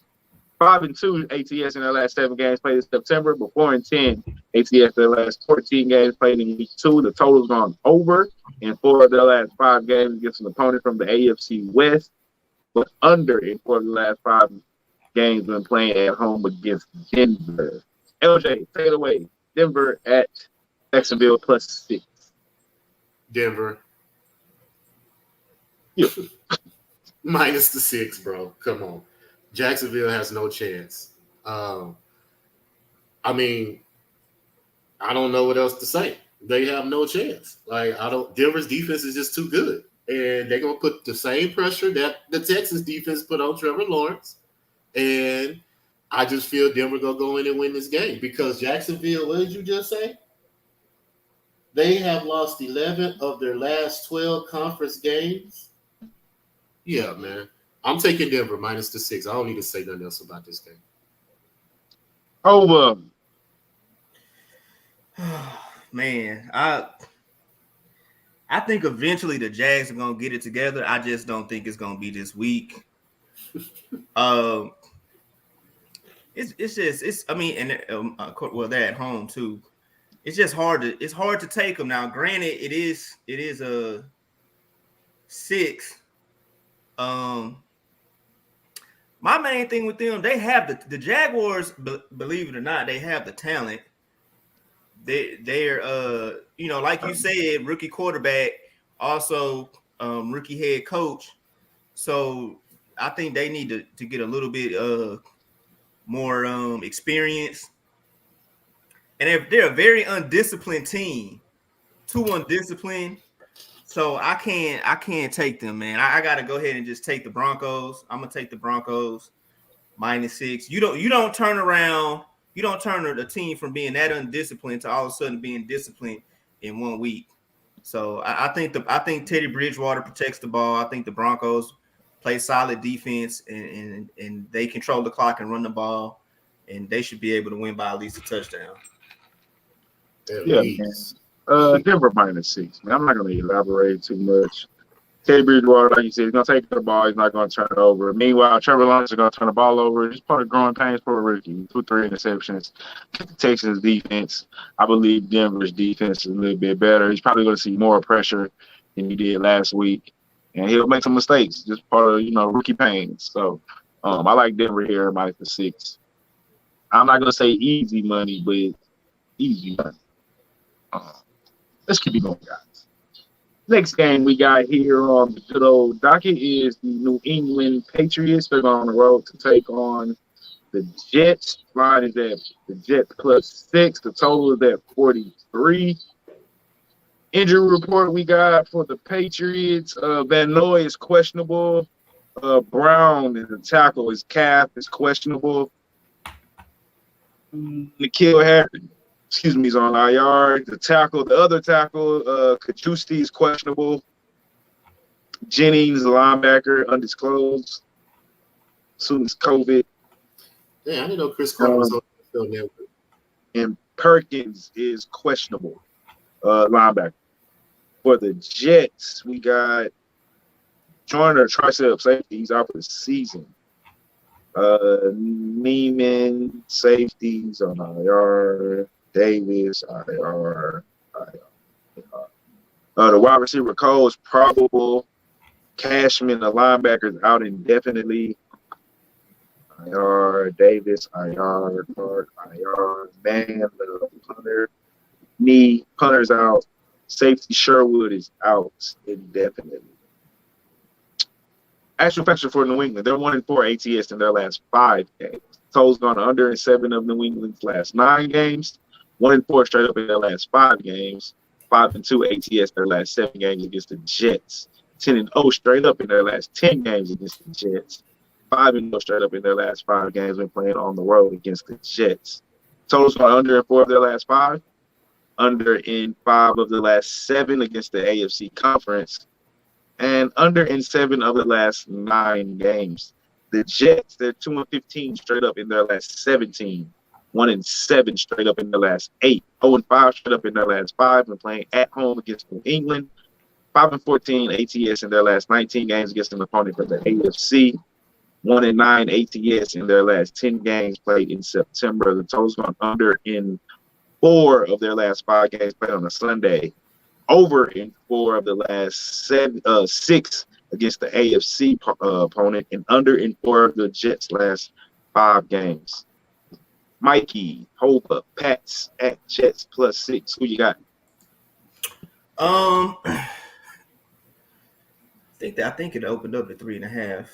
So that 6 is originally I probably would have took the Pats, but I think the Pats get back on track this week. They were able to run the ball. First of all, Mac Jones, he did a real good job in his rookie debut. And they were also able to run the ball with Damian Harris. So they're still the same balanced team. The Belichick and the defense played pretty good. The Jets, they came up short, but they did have an opportunity to win. So is it? I think the Panthers are a pretty solid team. So Zach Wilson, he played a pretty good game too for in his rookie debut.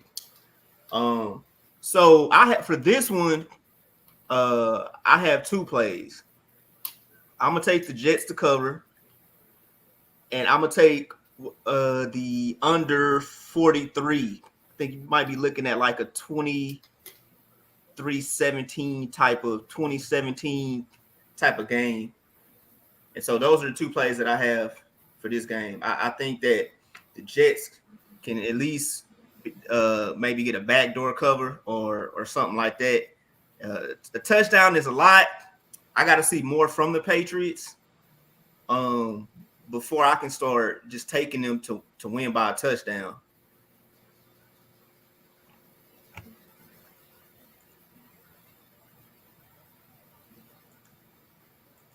All right, LJ, what you got? I say they win by a touchdown because Belichick has a great record with rookie quarterbacks, and also he's a rookie head coach over there too.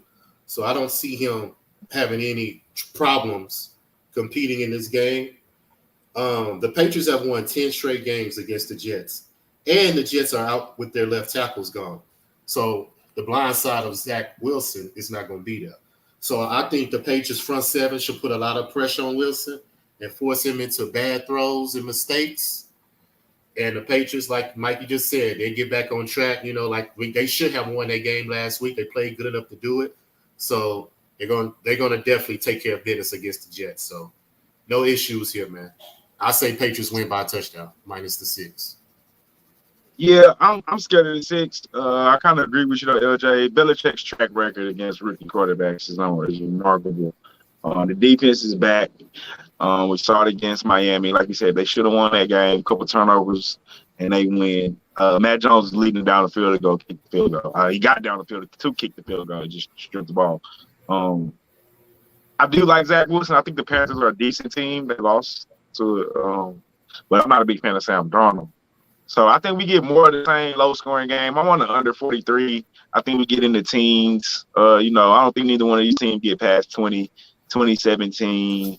I could see a 2010 scenario because I think Belichick could confuse the hell out of Zach Wilson, and they might not. Oh, my God. I'll say 28-21, somewhere around there.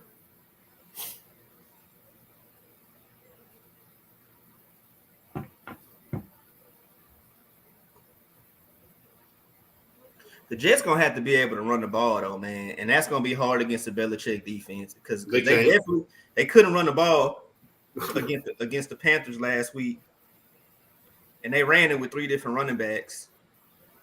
So I'm not gonna even front. That's definitely a concern of mine because now we're looking at the fact that Belichick can possibly make a rookie quarterback one-dimensional. So that's gonna be an issue. They're gonna have to have some success in the ground game, either that or the short passing game, maybe some screens or just something like that. But they just can't depend on Zach Wilson to just wing the ball around. Nah, he ain't gonna have that many opportunities. He ain't gonna have that. Yeah, he ain't gonna have enough time. Shit. They only had 6. They're the worst team on first downs. They only average like 16 first downs a game. That's like worse than the league. You know what I'm saying? So he can't get third down conversions. You know they 3 and outs pretty much half the time. So and they were scoreless in the first half against Carolina. So yeah, but I will say this though. I think the Jets do. I think they have a decent defense though. Yeah, I would say that as well. Their defense. I don't. So I think that's what I'm trying to bank on is that hopefully they can. Because Mac Jones is a rookie quarterback too. Yep. So hopefully that front 7 can get to him, and just not the main thing with the Patriots. You got to get them off the field on third downs, and you can't give up big plays. So if the Jets can do that, then I feel like maybe they can be competitive. But it's definitely. I mean. It's a crapshoot, though. Don't get me wrong, but because they are young, and then it's Belichick. So yeah, that's what I'm saying. Too much inexperience on the other side, supposed to. You know what I'm saying? The good thing is they're at home, though. They're at home. Yeah, so you're right. They're right. It is a good thing that they are at home because Belichick is 8-0 against rookie quarterbacks at home, though. Well, no, 13-0 record at home. He's 8-6 record on the road against rookie quarterbacks. So he does have 6 losses against rookie quarterbacks on the road. Where's home though?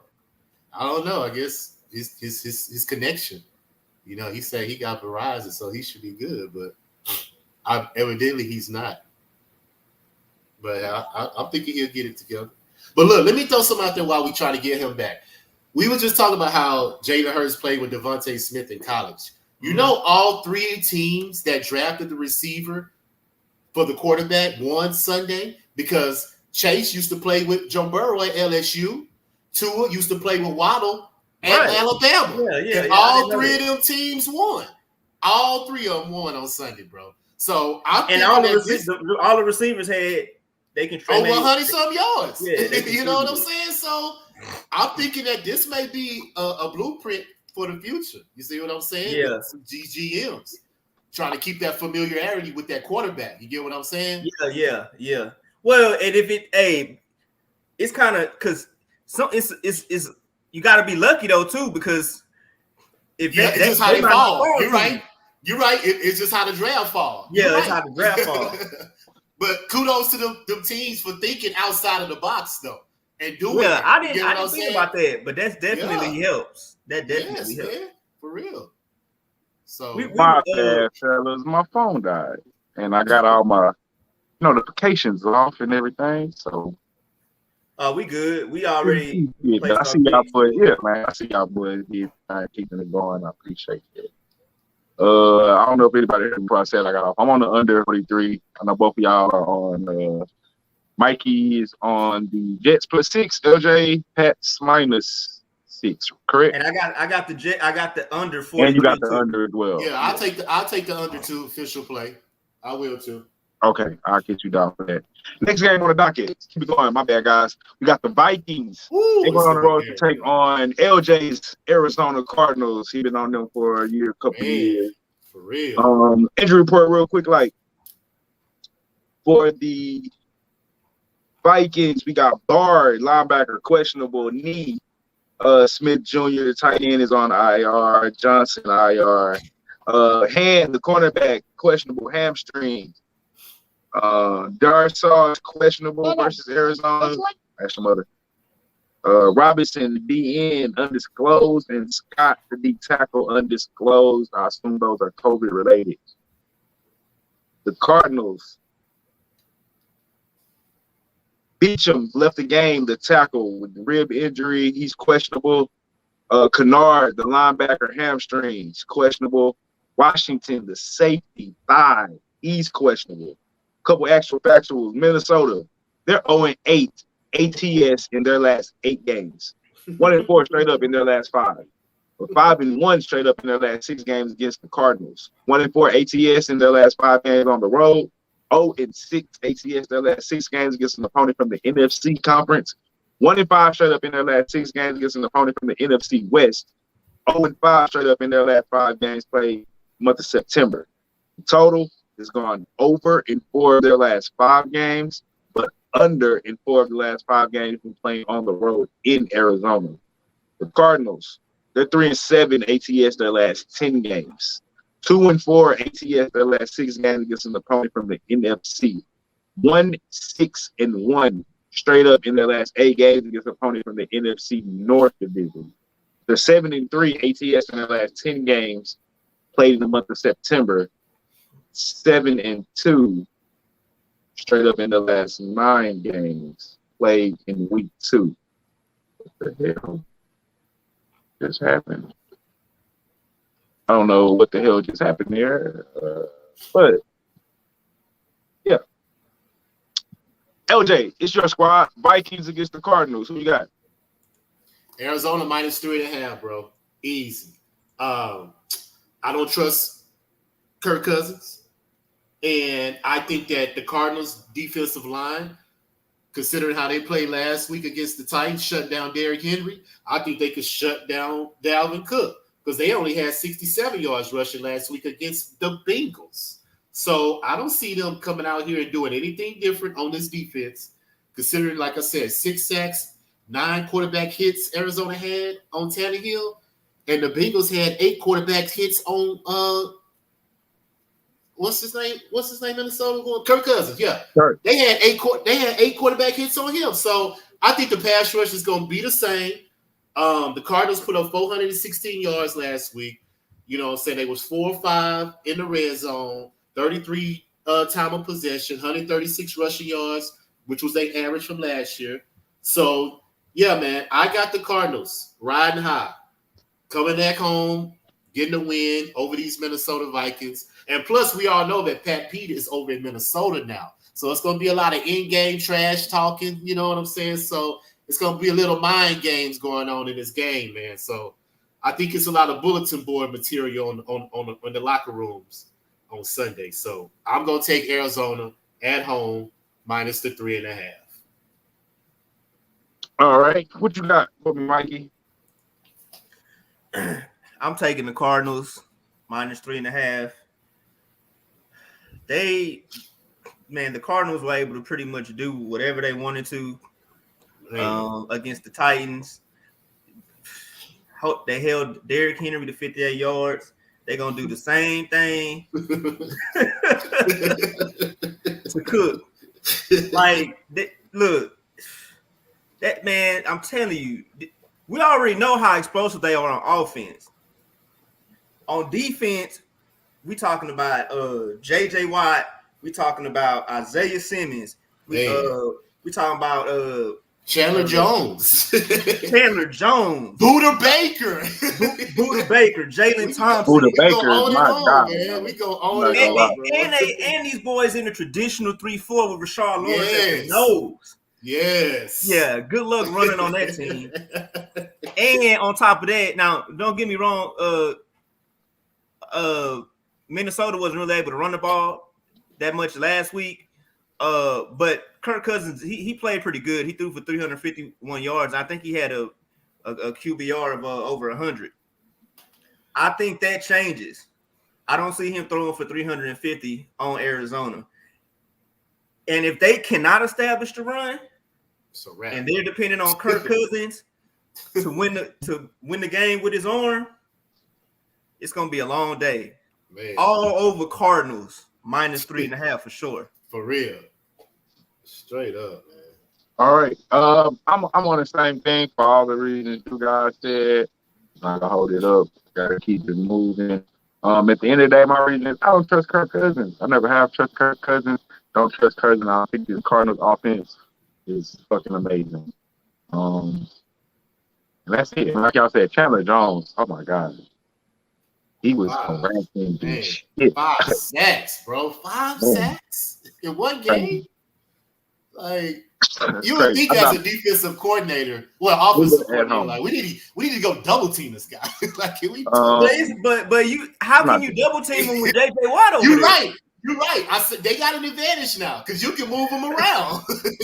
That's crazy. All Man. right. Plus, Minnesota. I just want to say one more thing about Minnesota. Go ahead. They were disciplined. They had 12 penalties for 116 yards.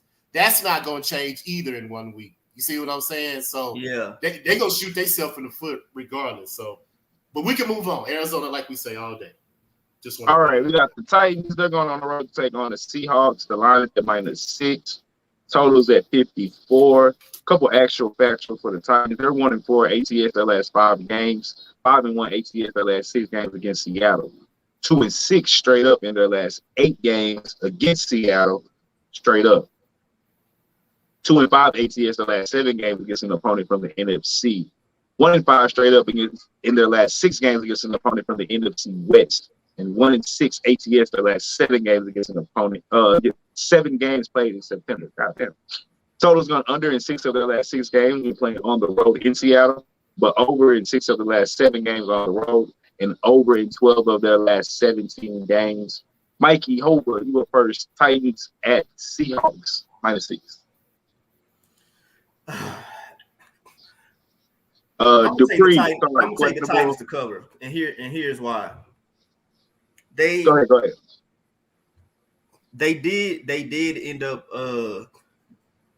giving up a lot of points, but I think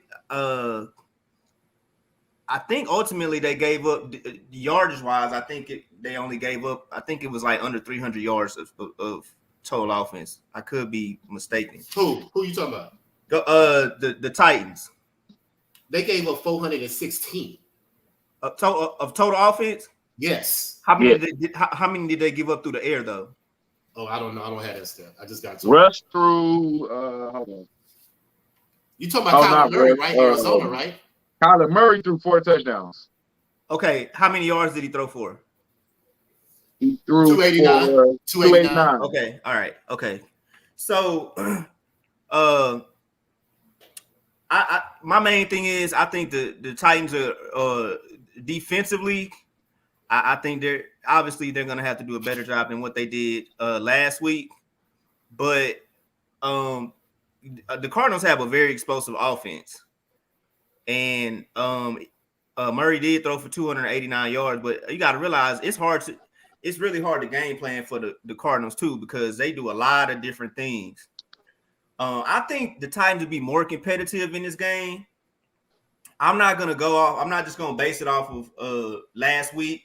I still think the defense is a solid defense. I think ultimately they'll be able to get back on the ground and run the ball eventually, because I don't see people stopping Derrick Henry really like 2 weeks in a row. Tannehill didn't really play that good. So, and then, you had the issue with Julio Jones is still trying to kind of get acclimated and whatnot to really Tennessee culture too. I don't know if y'all saw the deal with him and the head coach after he had got that penalty or whatever. Mm-hmm. So Julio really didn't even have a big game either, So I think they get back on track, and I think that they will make this a competitive game. I think they'll try to control the clock running the ball, because you want to try to keep Russell Wilson off the field. And so I think 6 is too much. I think it's a reaction to what Seattle did, which they were able to dominate the opposition, and then how the Titans were dominated. I think this line is just based off of an overreaction. So I think the Titans are gonna make it more competitive, and so I'm gonna take them +6. That'll be my play. What you got, LJ? I'm the same way. I'm taking Titans plus 6. I agree with everything Mikey just said. I just think, like he just said, the Cardinals are very explosive. Plus, Tennessee has a new offensive coordinator. So, it was a lot of unfamiliarity probably the first game, a lot of uncertainty, you know what I'm saying, what to do with things like that. So I think this loss probably will wake them up and give them more of an insight of how they're going to approach the offense in this game, considering how explosive Russell Wilson is. So I think they'll have a little bit better game plan to attack Seattle as opposed to as they did Arizona.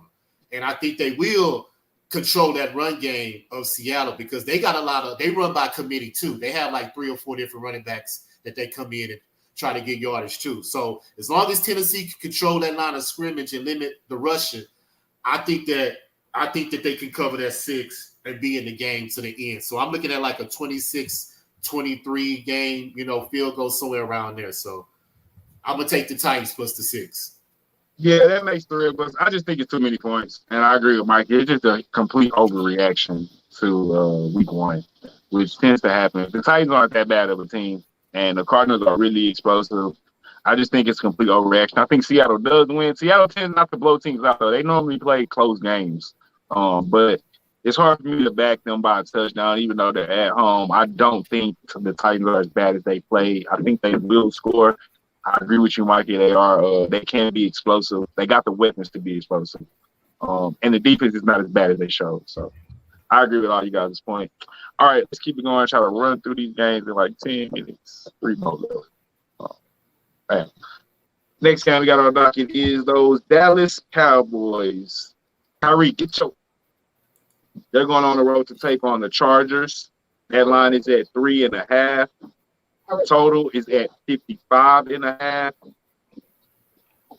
couple actual factuals for Dallas. DeMarcus Lawrence is out, by the way, indefinitely.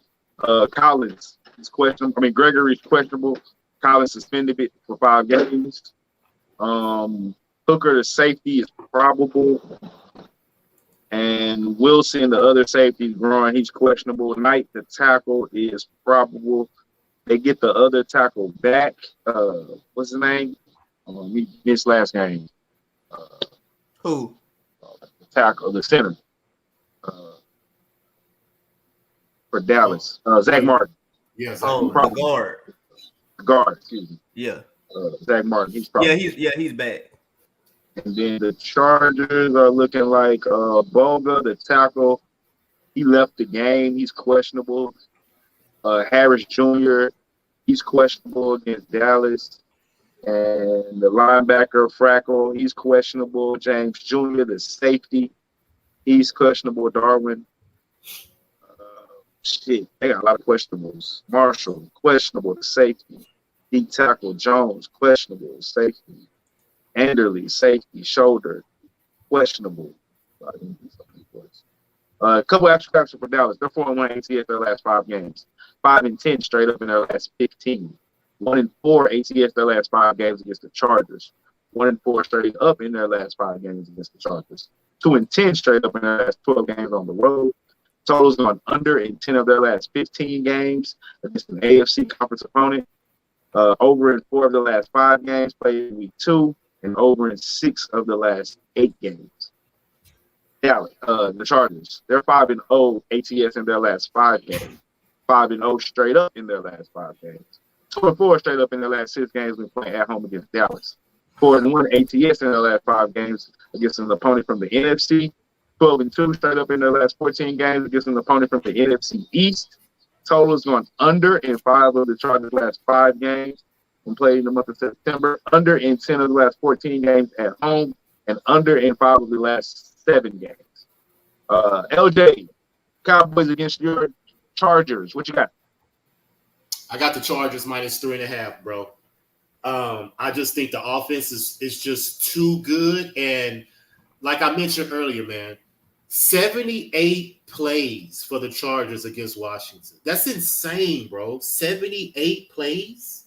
I mean, they led the league last year with 70. So they're going to keep Dallas defense on the field. And like we just mentioned, they're hurt. They're banged up. They got 2, DeMarcus Lawrence and Randy Gregory out. So I don't see that defense holding up against the Chargers. I mean, they may get a couple, turnovers because Herbert can, he's still second year, so he take chances. And Dallas may get a couple opportunities, but I just don't think they're going to be able to convert on them, considering how anemic Dallas run game is, only rushing for 60 yards last week against Tampa Bay. I don't think Dak is that quarterback to go down the field and just pick apart the Chargers defense. I don't think he's that guy. So I got more faith that my Chargers are going to come home and cover this game. I see the score being like 34-26. So Chargers minus the 3.5 because I'm a believer in Herbert. I'm a ride with that guy. You see what I'm saying? What you got? I have the Chargers minus 3.5. I think the Chargers are just ultimately a better football team. I think what we saw from the Cowboys week 1, as usual, what they always do is fool's gold. They competed with the Buccaneers and Brady. Once again, Super Bowl. Dak is just this great quarterback. All right. So we're going to see.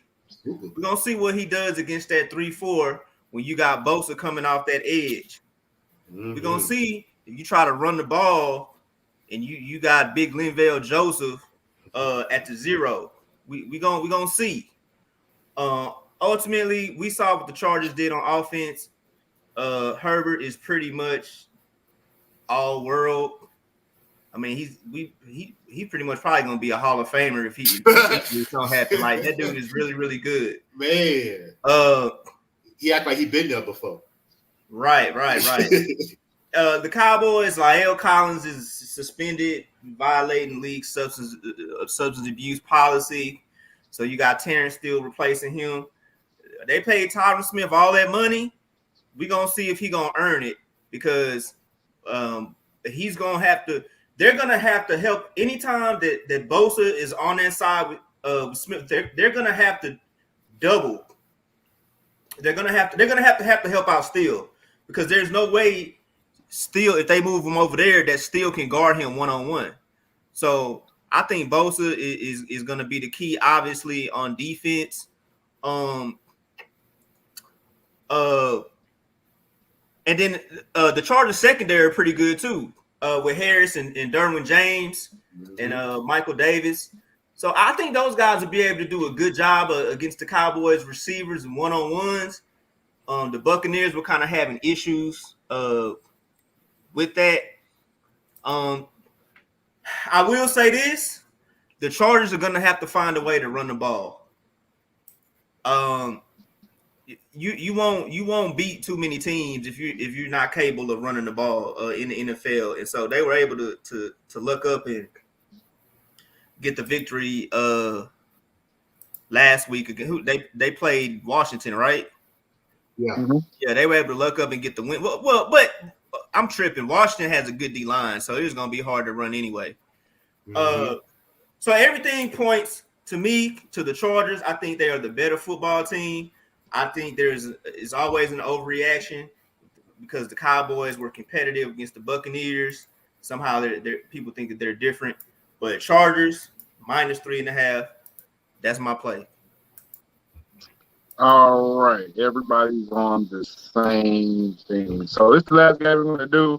I skipped the Bucs and Falcons because I have no interest in the game. Bucs are going to dominate the Falcons. And I'm going to skip the Packers and Lions game because I think the Packers are going to dominate the Lions on a bounce back at home and with perfect time. So, last game, Sunday night game, Chiefs and the Ravens. Ravens, opened up at 3.5, plus 3.5. The total was at 54.5. Oh, did I get my play on the last game? Chargers, I did. No. I like the Chargers, minus 3.5. I like the Chargers on the money line. Kind of scared of 3.5. I think the Cowboys' offense is a little explosive. For that reason, I'm taking the over as well at 55.5 because I think there will be points scored. I think your boy Justin Herbert gonna get a chance to light it up.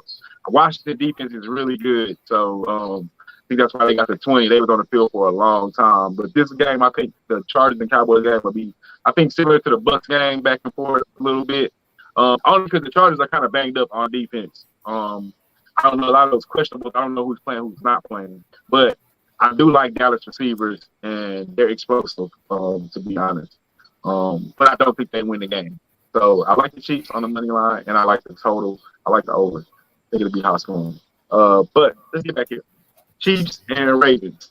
Ravens plus 3.5, with the total being 54.5. Couple extra factuals. Chiefs 1-5 ATS in their last 6 games. 13-2 straight up in their last 15 games. 4-1 ATS in their last 5 games against Baltimore. 4-1 straight up in their last 5 games against Baltimore. 10-1 straight up in their last 11 games on the road. 18-2 straight up in their last 20 games against the AFC conference opponent. And the total has gone over in 4 of the last 6 games against the opponent from the AFC North.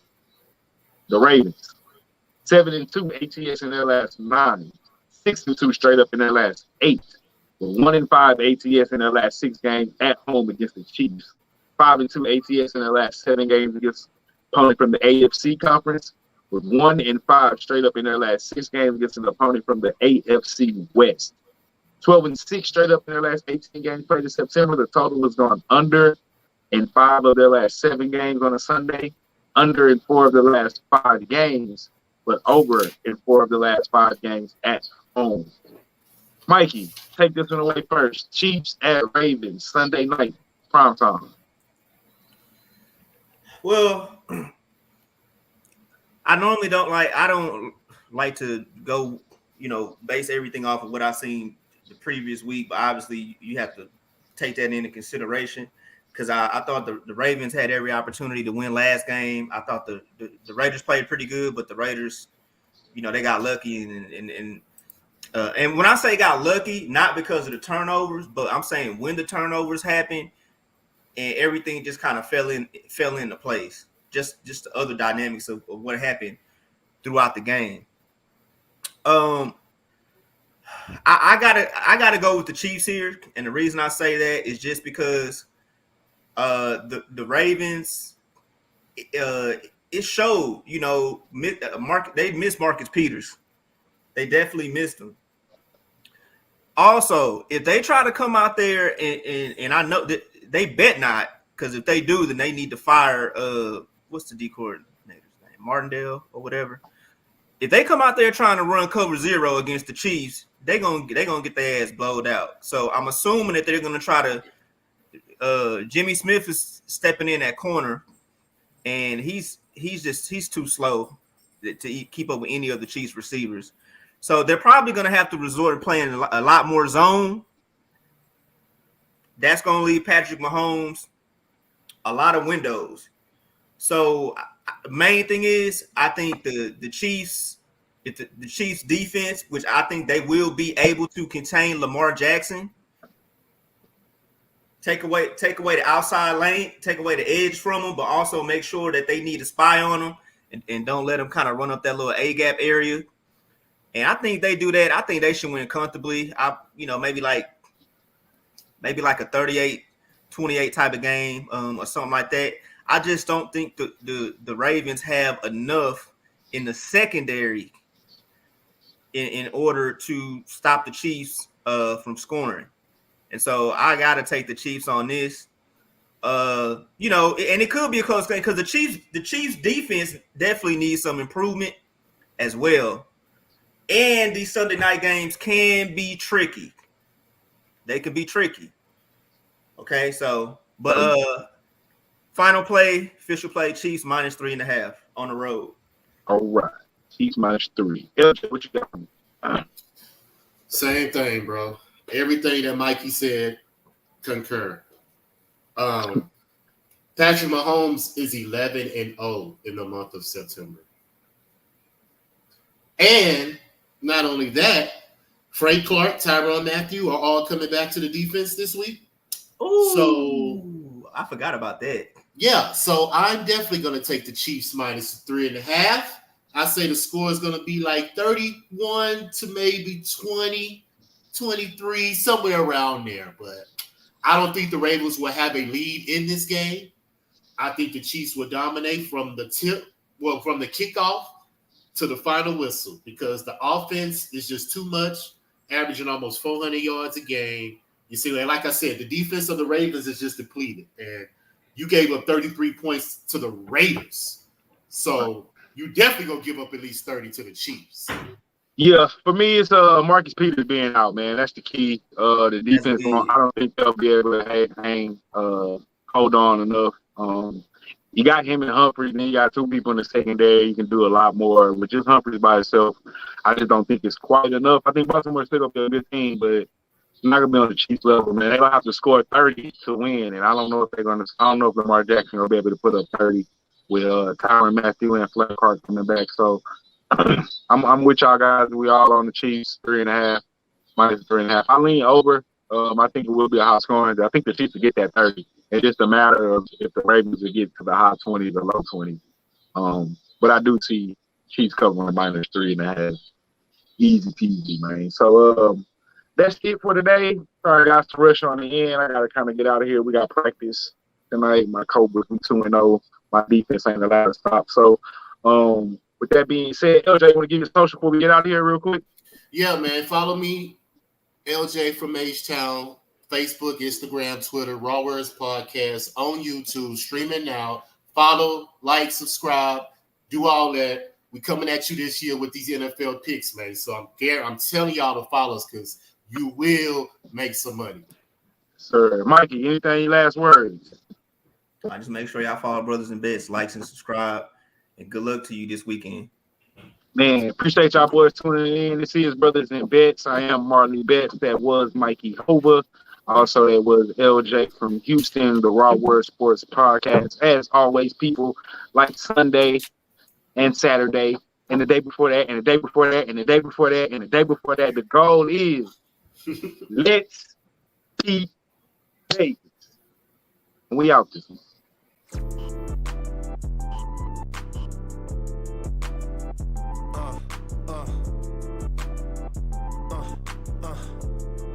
Check it out. Look, we from the bottom, ain't no problems, we gon' make a way. Got no coach on the field, but we making plays. Hey, look, don't